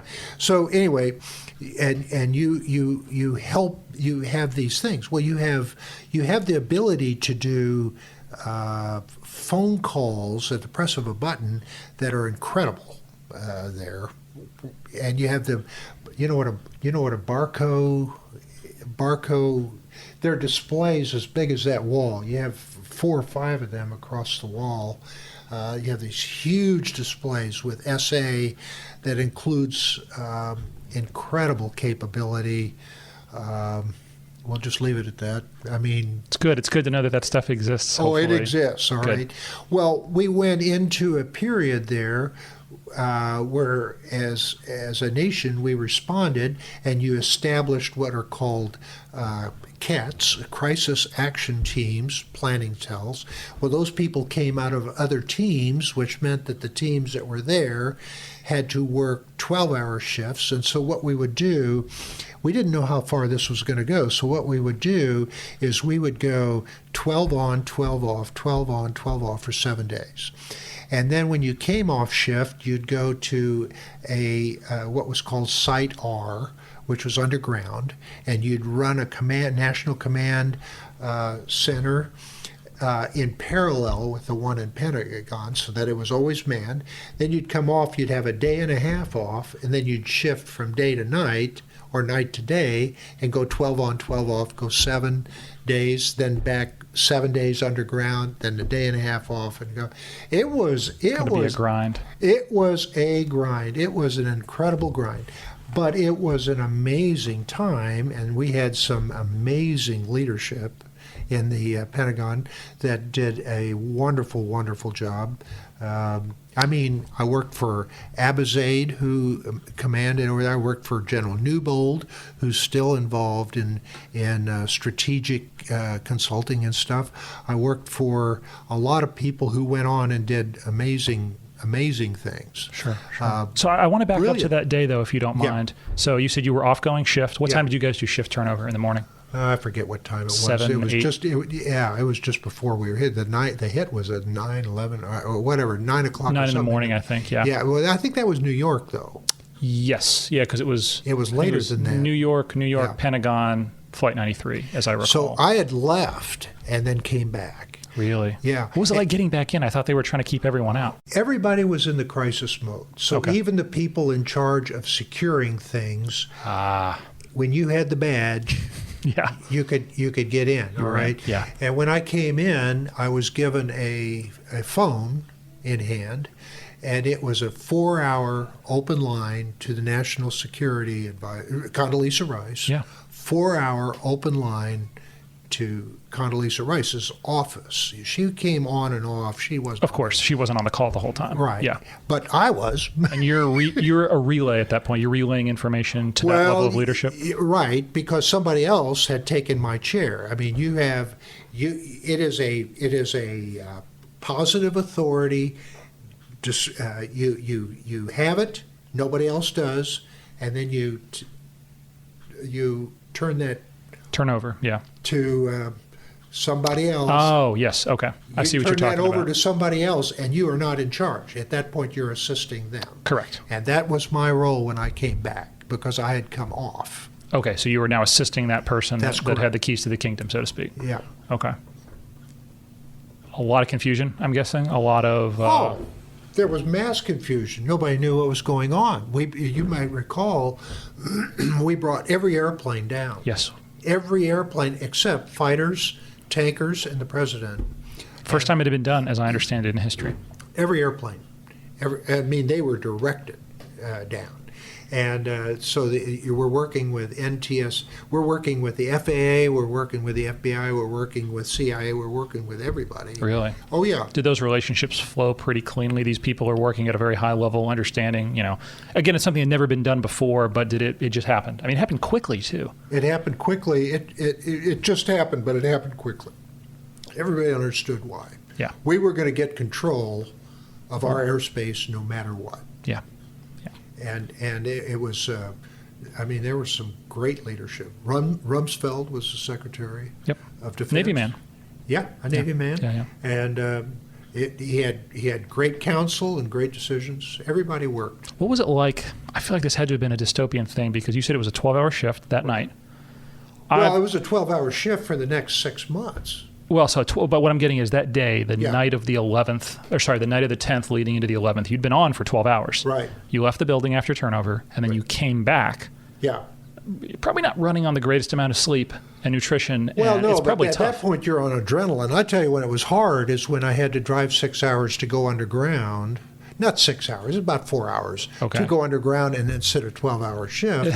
And I went there with the Deputy Secretary of Defense so that you had backup. Continuity. Yeah. I don't know if you know anything about Site R, but it was an underground. Is it Raven Rock? Raven Rock. Okay, I've done a little just poking on the internet. Yeah. It looks like a pretty interesting place.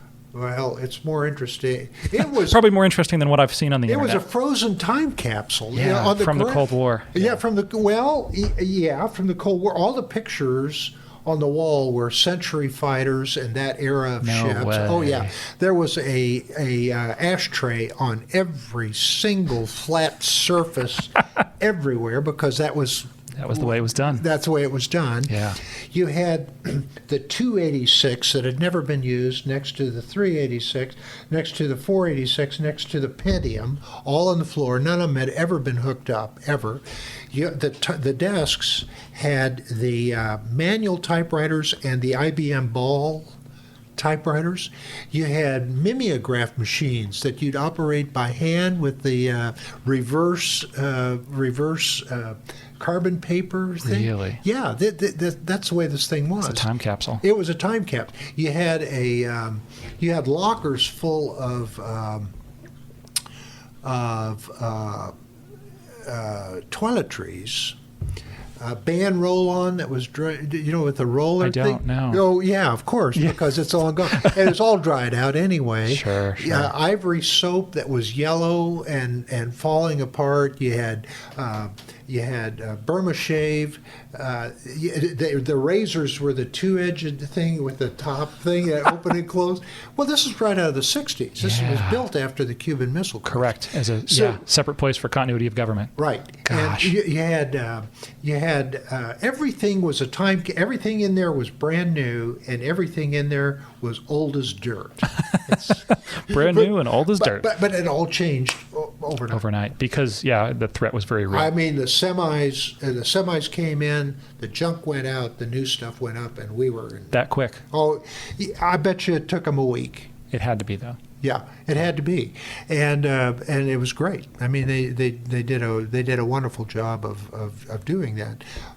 But you're still sitting like a bat in a cave. In West Virginia, literally. Yeah, in Maryland. Is it Maryland? Okay, sorry. Yeah. And so. Yeah. But it was just it was part of the what did one guy, just another golden thread in the tapestry of life. I mean, you just story for the grandkids, I guess. Gosh. So did you go there the next night? That was when the shift changed for you? So I came off shift Went back on shift. Went back in support. I was in support of the Deputy Director of Ops who was there, and then went straight from there to Sidar. For a 12-hour shift. Okay. God, and you all drove out there? Yeah. Yeah, that's a bit of a. I mean, DC commuting is a commute, but that's a bit of a commute. Yeah, of course, that was a different day. I mean, that was a crazy day. People didn't know what to do. So. No, I mean, literally, yeah. I was a very little kid. I remember the world changed that day. Yeah. I definitely remember Sure it. did. I think everyone else, yeah. And then, of course, we went straight into Afghanistan. We did, yeah. What involvement did you have in that and the rest of your career going forward? Well, I went from that job into a kind of an interesting job. The tour in the DDO is only 14 months. It was a 14-month tour. And some guys are there 16 months, but normally it's a 14, 16-month tour. And so I got a call from the commandant, and he said... The commandant? Oh, yeah. I mean... Of the Marine Corps? Oh, yeah. Of course, the commandant... I mean, the Marine Corps, if you're a flag officer, they know where you are all the time. Okay, right on. Okay. I've just never heard anyone use that phrase before, so I wanted to back up. Yeah, okay. so he called me and he said, hey, he said, I've got some good news and some bad news. Oh, boy. Okay, well, what's the good news? Well, we're going to move you. Okay, the bad news is, I said, what's the bad news? He said, I'm going to make you Inspector General of the Marine Corps. Okay, and of course, that's a dead end. That's a dead-end job. Really? Oh, okay. yeah, because... piss everyone off. Right. You make some enemies. Sure. And so, I was just heartsick over that. And I said, sir, when does this happen? He said, this afternoon. So, okay. So I go, and of course he had fired my predecessor that morning, and so the desks are open. It's dirty. It was a mess. And it was a personality thing, and it's not the issue. He had been a great IG, probably better than me. It's just I had got the job. And so then that, I don't know if you know anything about the Inspector General. I don't. I'd like to hear, though, because I literally know nothing about the job. Well, you're the deputy to the Navy IG, but the primary for the Marine Corps. You answer to the secretary, who in this case was Gordon England, Secretary England. Wonderful, wonderful leader. How directly? You say you answer directly. Are you guys on the phone weekly, daily, hourly? How direct is that relationship? Hopefully not that direct if there's not that much to talk about. For anything officer misconduct, it was direct. Really? You Okay. went to the office and you briefed him on it. Wow. Okay, right. Other than that, it was Okay, not as important. no, not as important. That's good. So, you would work with the thing, but this is about the time that the CNO Admiral Borda had his incident. Yes, indeed. Okay, I thought that's what you were talking about. It was a sad time in the very, very tough. Right. For all the Navy. Right, and for the Marine Corps, a lot of attention from Congress and stuff. Of course. So so I went through all of that, and in the course of doing this, there was one unit that didn't do very well on inspection, was re-inspected, still didn't do very well. And the commandant basically said, well, if this happened to be a wing, an aircraft wing. Okay, Marine Air Wing? Yeah. Okay. So he said, well, if you're so damn smart, you go straighten this thing out, which is a perfect... Yes, sir, I'd love to. When can I be there? Find someone else for this job. Oh, my gosh. So I got to go command a wing. Wow. Which wing? First, overseas. Really? First wing. That's so cool. Oh, it was. What type model series, what aircraft fall under you when you're commanding that wing? I'm incredibly unfamiliar with how the Marine Corps At that aviation is time, it broken was up. 53s, 46s, bunches of F-18s. Okay. It's an air wing. Yeah, okay. yeah. It had we had Harriers, but they were a det, and I didn't interfere with with there. That's when I went to fly the Hornet. The Hornet, yeah. And then we had some T-39s. Okay. Ah, the Saberliner. Yeah, the Saberliner. Okay. And they were mainly, to carry people around. Absolutely. And then there was some what they call a C-12 or two. The Battle King Air, as it were. The Battle King Air, which is a wonderful, wonderful liaison sort of aircraft. Of course. So that was what we commanded, but also had a command and control group, which had extraordinary capability. All right, I had an engineering group, a wings engineering group, which is phenomenal because we could produce fresh water and electricity, and you're always responding every year out there. You respond to tsunami or fire or volcano or there's something or hurricane or they don't call it typhoon. I think absolutely. So you're always doing this, and you have a chance to.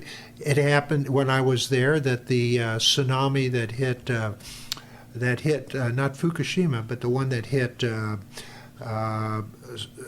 Banda Aceh, in Indonesia, right? Indonesia, Sumatra, Indonesia. Terrible devastation. Yeah, and that also hit two other places up in Thailand or whatever. That happened during that time frame. So it's a great command because you're out there, you're busy all the time, and you're doing great things either to make sure that you're ready to do the difficult work of defense or the work to help our allies and friends, which is just as important. Important, or to train and to exchange.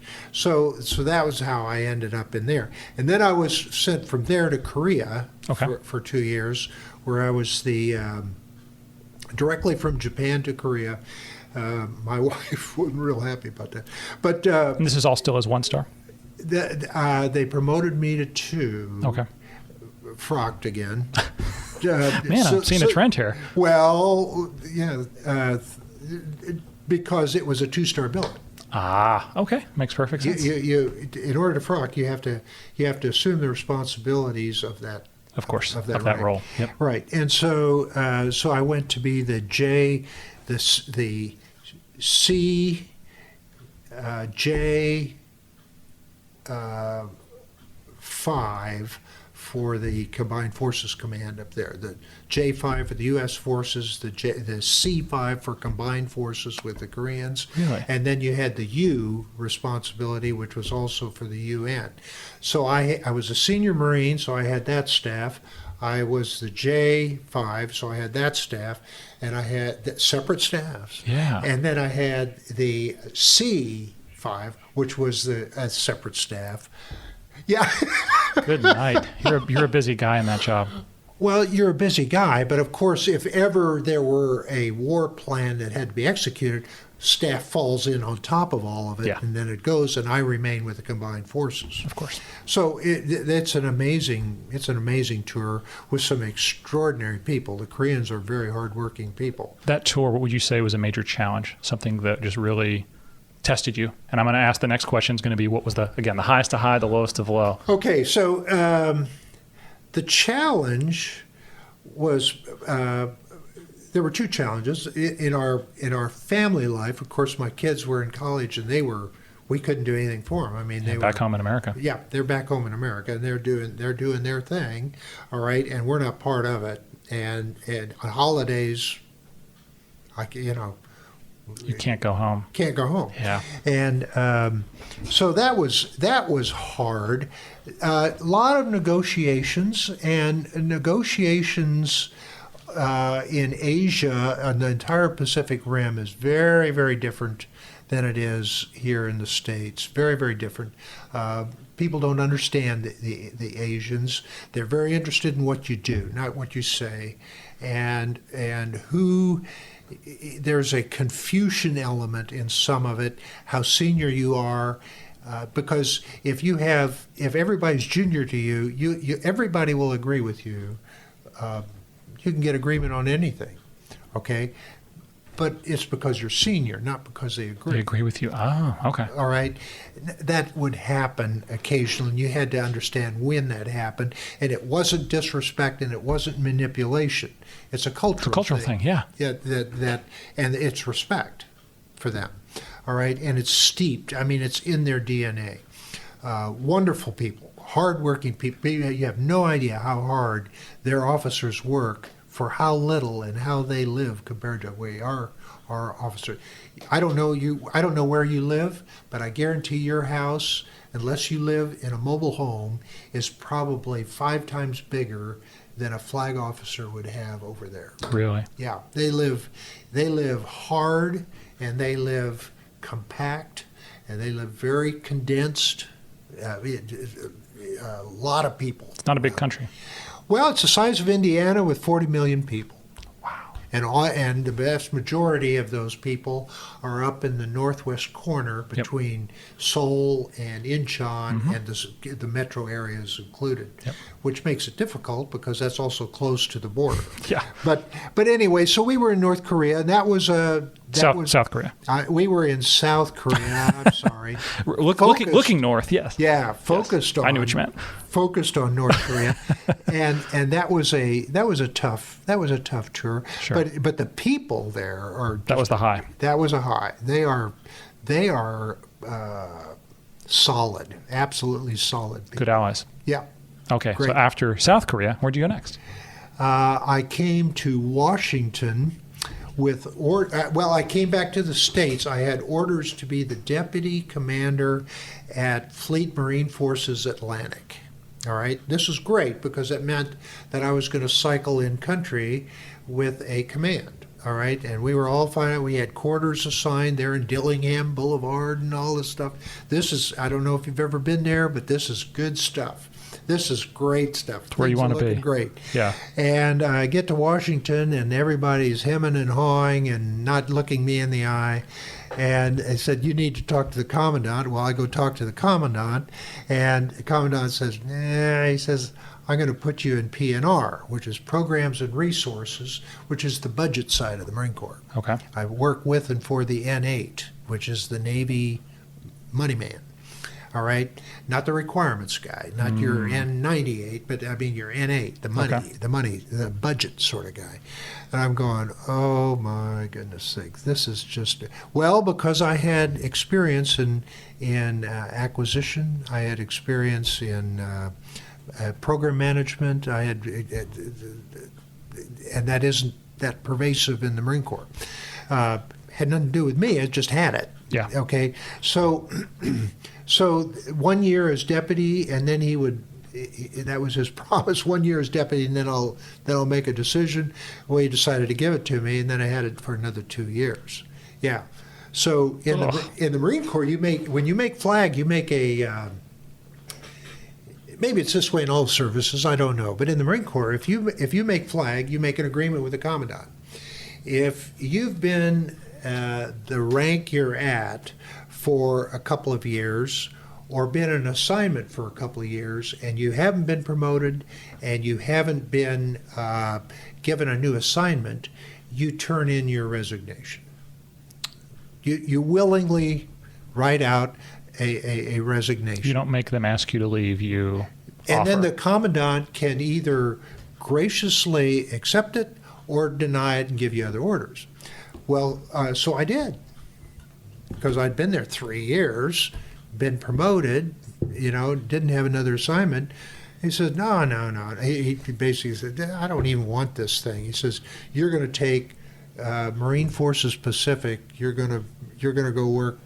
You're going to be the Marine Component Commander. That's a big deal. In the Pacific. Oh, it was a wonderful job. I mean, we weren't there very often. I mean, we were traveling so much. But I worked, the combatant commander was a guy named Admiral Willard, who's just a phenomenal leader, just a great leader, taught me an awful lot. A fighter pilot, F-14 guy, flew in Top Gun 1. Oh, really? Yeah. He's highly experienced. He does consulting on some very high-end things still to this day. Saw him here a couple of weeks ago. He's a magnificent man, magnificent leader. Anyway, worked for Admiral Willard there, and then retired out of that job. Wow. Because 30, yeah, because there was nowhere else to go. Well, because there was no other assignment for me to take, and sure. the Marine Corps decided that my time was up. So 38 years, 10 months. Who's counting, right? yeah, no. That's just what it comes out to. Of course. Looking back to that second lieutenant in flight school, Right. all this experience is what I was getting at. What advice would you give with all that time and experience? Okay. There's a tendency, and I see it all the time with young people, to worry for a huge amount of time over how do I look, how am I performing? I mean, this internal fear and apprehension. No, you just attack the responsibilities you have at hand. You do them the absolute best that you can, and you always seek responsibility, authority, and accountability. Always. Just throw yourself in it, do your absolute best. Don't compromise your own standards, and don't get drawn off on some harebrained idea because of the Lieutenant's Protective Association, your buddies. We call it JOPA. Yes, yeah, who will invariably come up with, you work hard, you play hard, but you always do the absolute best you can with absolutely every assignment you get. There are times, I tell them, there are times when you may be assigned a JAG investigation in Pennsylvania, when somebody else gets to go do real work in a foxhole on the front lines and make history. Doesn't matter. You can't control all that. The only thing you can control is your focus, your dedication, and your performance on scene. You got to do it. You got to do it every time, and you can't worry how things fall out. You just can't. All right, and then the next thing I tell them is when it gets hard, and it will, when it gets dicey, and it will, and when you're called to task, you never ever compromise your integrity. You tell the truth. You stand up. You be honest about everything you did or didn't do.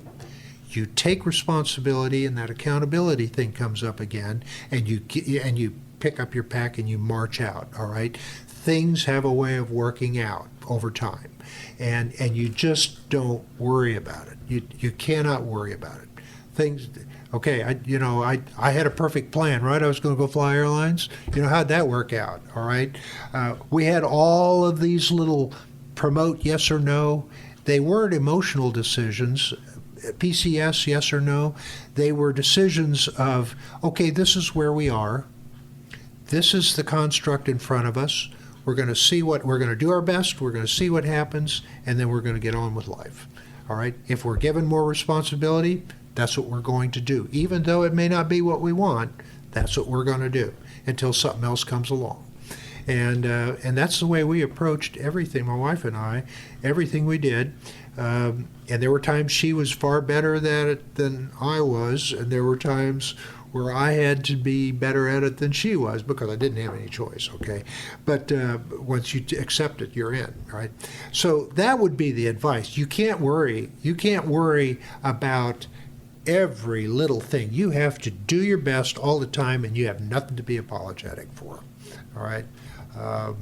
It's a great life. I mean, it's just an absolute wonderful life. Name me one other place where you can go, one other thing you can do where you're given so much responsibility and authority with people as you are in the military, as quick as you're given it, leadership roles.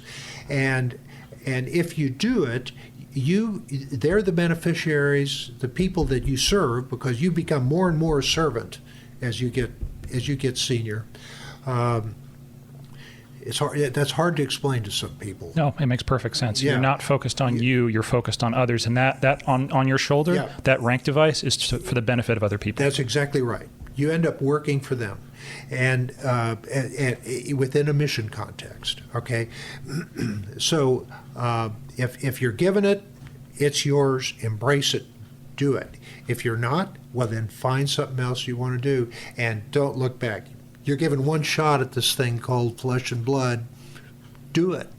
All too soon, you're going to be an old bald-headed guy being interviewed at an oak veneered table about things that you used to do and treated like you know everything, and you don't. What you had was a series of experiences that worked out.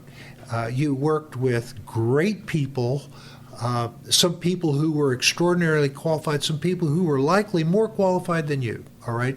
But you were given it and they weren't, for whatever reason. You can't explain it. It's not your job to explain it, all right? But you do it.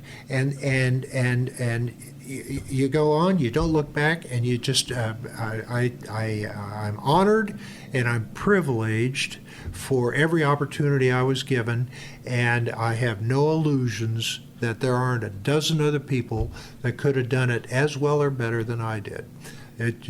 I was given it, and I'm eternally grateful for it. Did the right thing for the right reason. That's all anyone could ever ask of someone. Right. Okay, I want to make sure I end this on an aviation note since we started on an aviation note, but I appreciate that, sir. You and I both own, I think, possibly the greatest airplane that Vans makes, the RV-6. RV-6. Not a 6A, a 6. Tell me a little bit about where'd you find your airplane, and what's it been like owning it? When did you get it? I guess I should start with. So, as we went through early on, I loved civil aviation from the very start. I owned airplanes when I was going through the Marine Corps. I owned a Taylor craft, owned shares of other aircraft, owned a Pitts, owned some different airplanes. Okay, I still own a Cherokee 180 and this RV-6. And so I've always enjoyed civil aviation. All right. A lot of guys, if it doesn't go 400 knots, why am I wasting my time? Or why, if it doesn't have this or that, why am I wasting it? I've just enjoyed the environment. I enjoy the people. I enjoy everything about aviation. It's a very dynamic and exciting world for me. So I wanted to stay with aviation, but the Cherokee was not going to turn my blood very much. It's a great station wagon, go visit somebody, but it isn't. There's nothing really exciting about it in the sense that I was looking for it. So I thought, well, okay, what does it take to go? And I started looking at outright purchases, and then I said, well, wait a minute, I'm going into retirement. Let me build an airplane. Well, wait a minute, that takes too long. Let me find a project that has been built.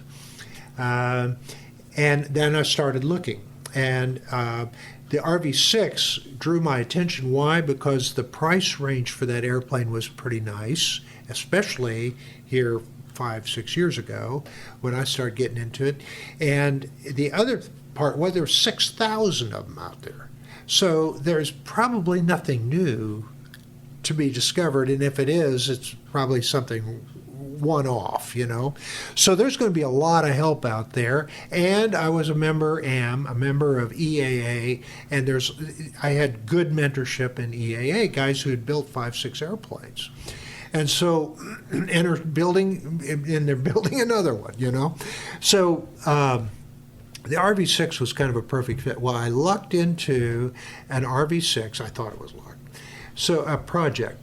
The gentleman had built it and flown it, but it was a Frankenstein airplane. He, in the 80s, he completed it in 96, I think.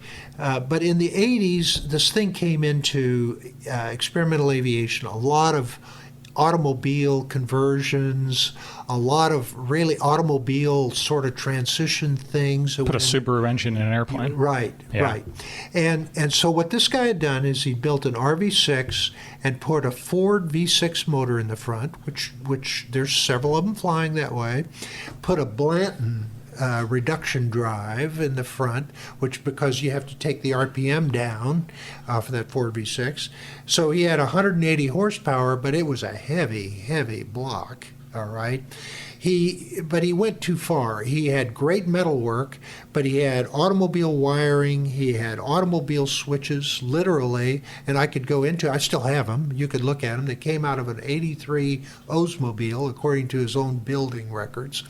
He had automobile lights on the thing, and he flew it for about 75 hours and had a stroke. All right, so. What happened is the airplane went up for sale very quickly, but it was a Frankenstein. Nobody wanted it. So basically I bought it for a song, okay? And now I'm going to go to the original plan type configuration, which means that I had to undo everything he'd done, all right? Well, what I didn't calculate is how long that takes. That took a lot. All the wiring, all the lights, all the switches, the panel, everything. I was basically down to a canoe by the time this was done. The wings had to be opened up. He had sealed them with a thing called slosh. Oh, yes, I've read about this. Yeah. Oh, okay. And please that don't all ever do that, people, if you're listening. Yeah. So that all had to be. All had to come out. That all had to come out, and it just took forever to undo and then to start building back.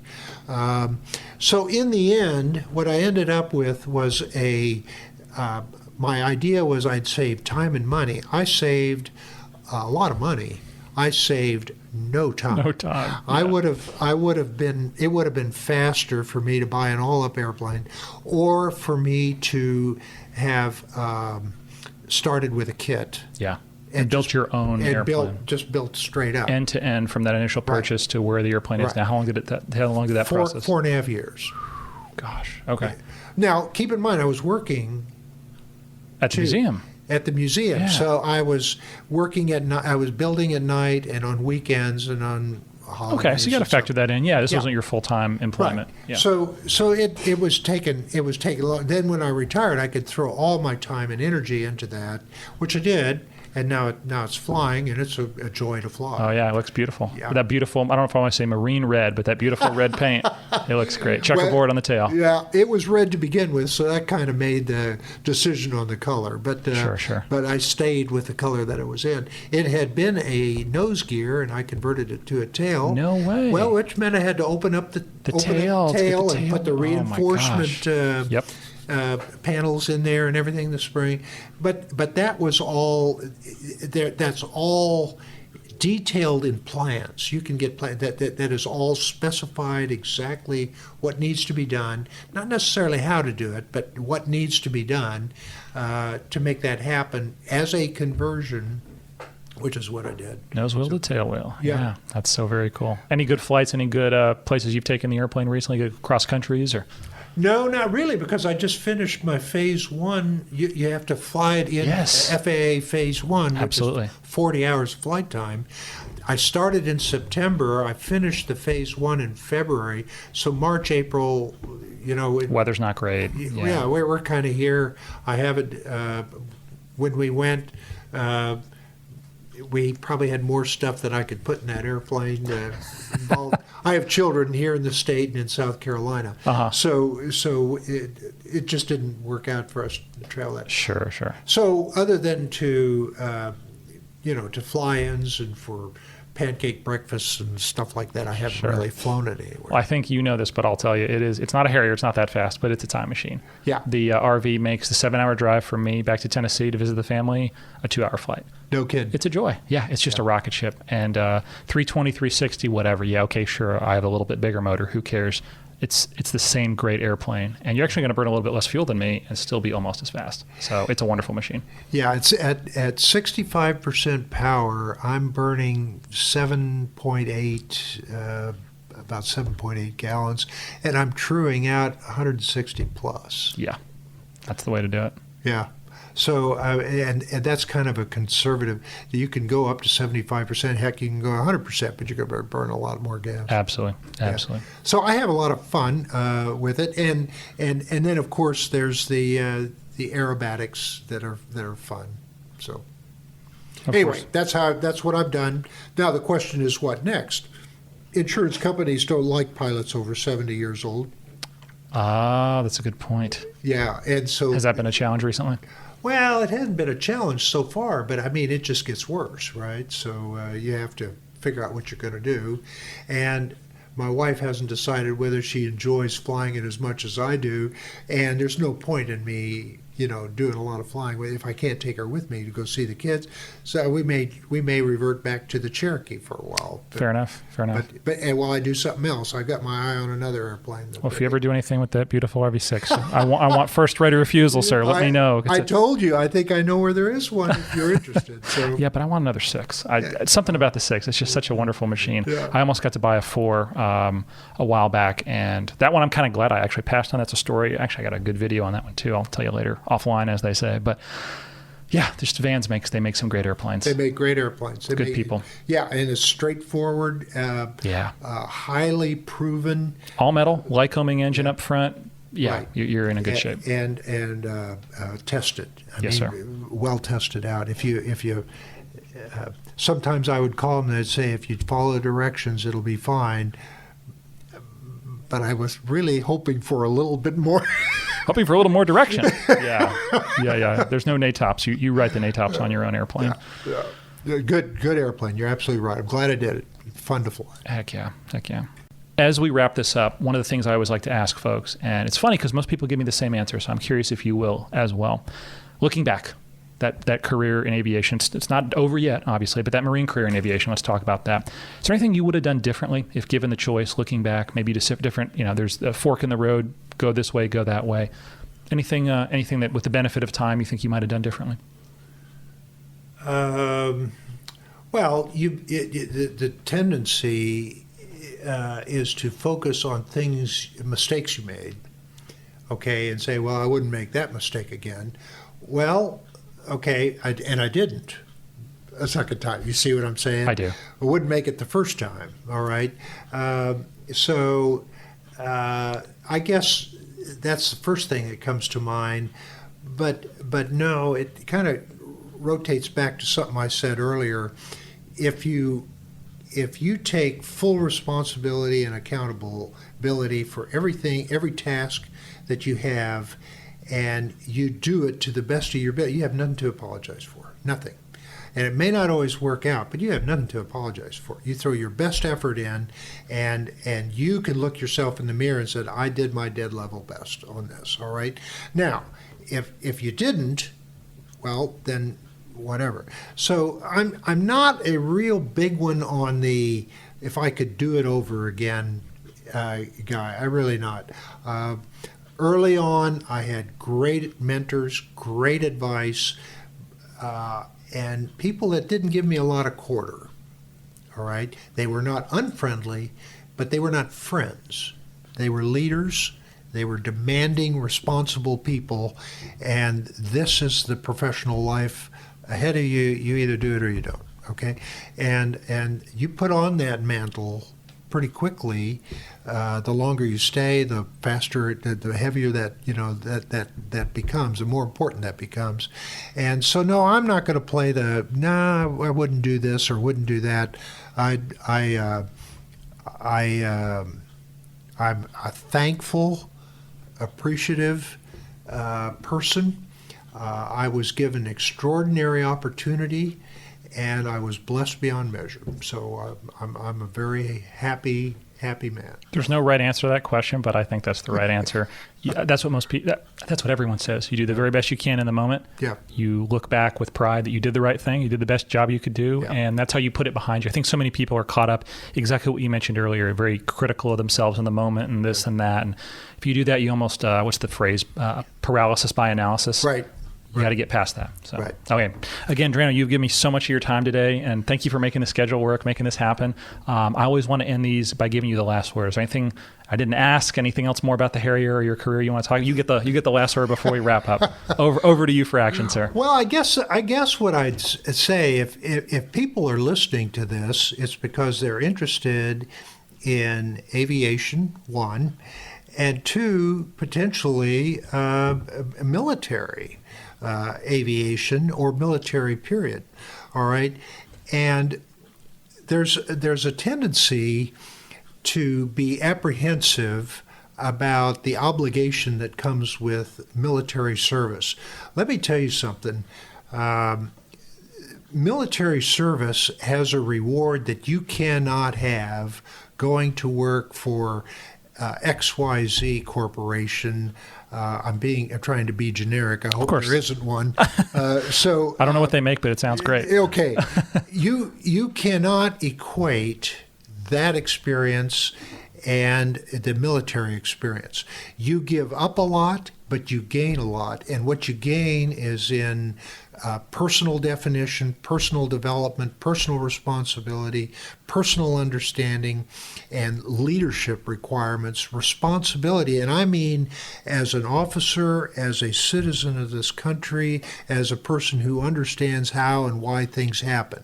Idealism is great, but the reality of the world is it takes hardworking people to make things happen.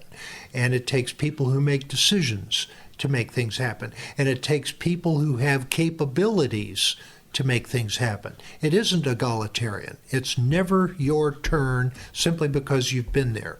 It's your responsibility if you've been given it. Period.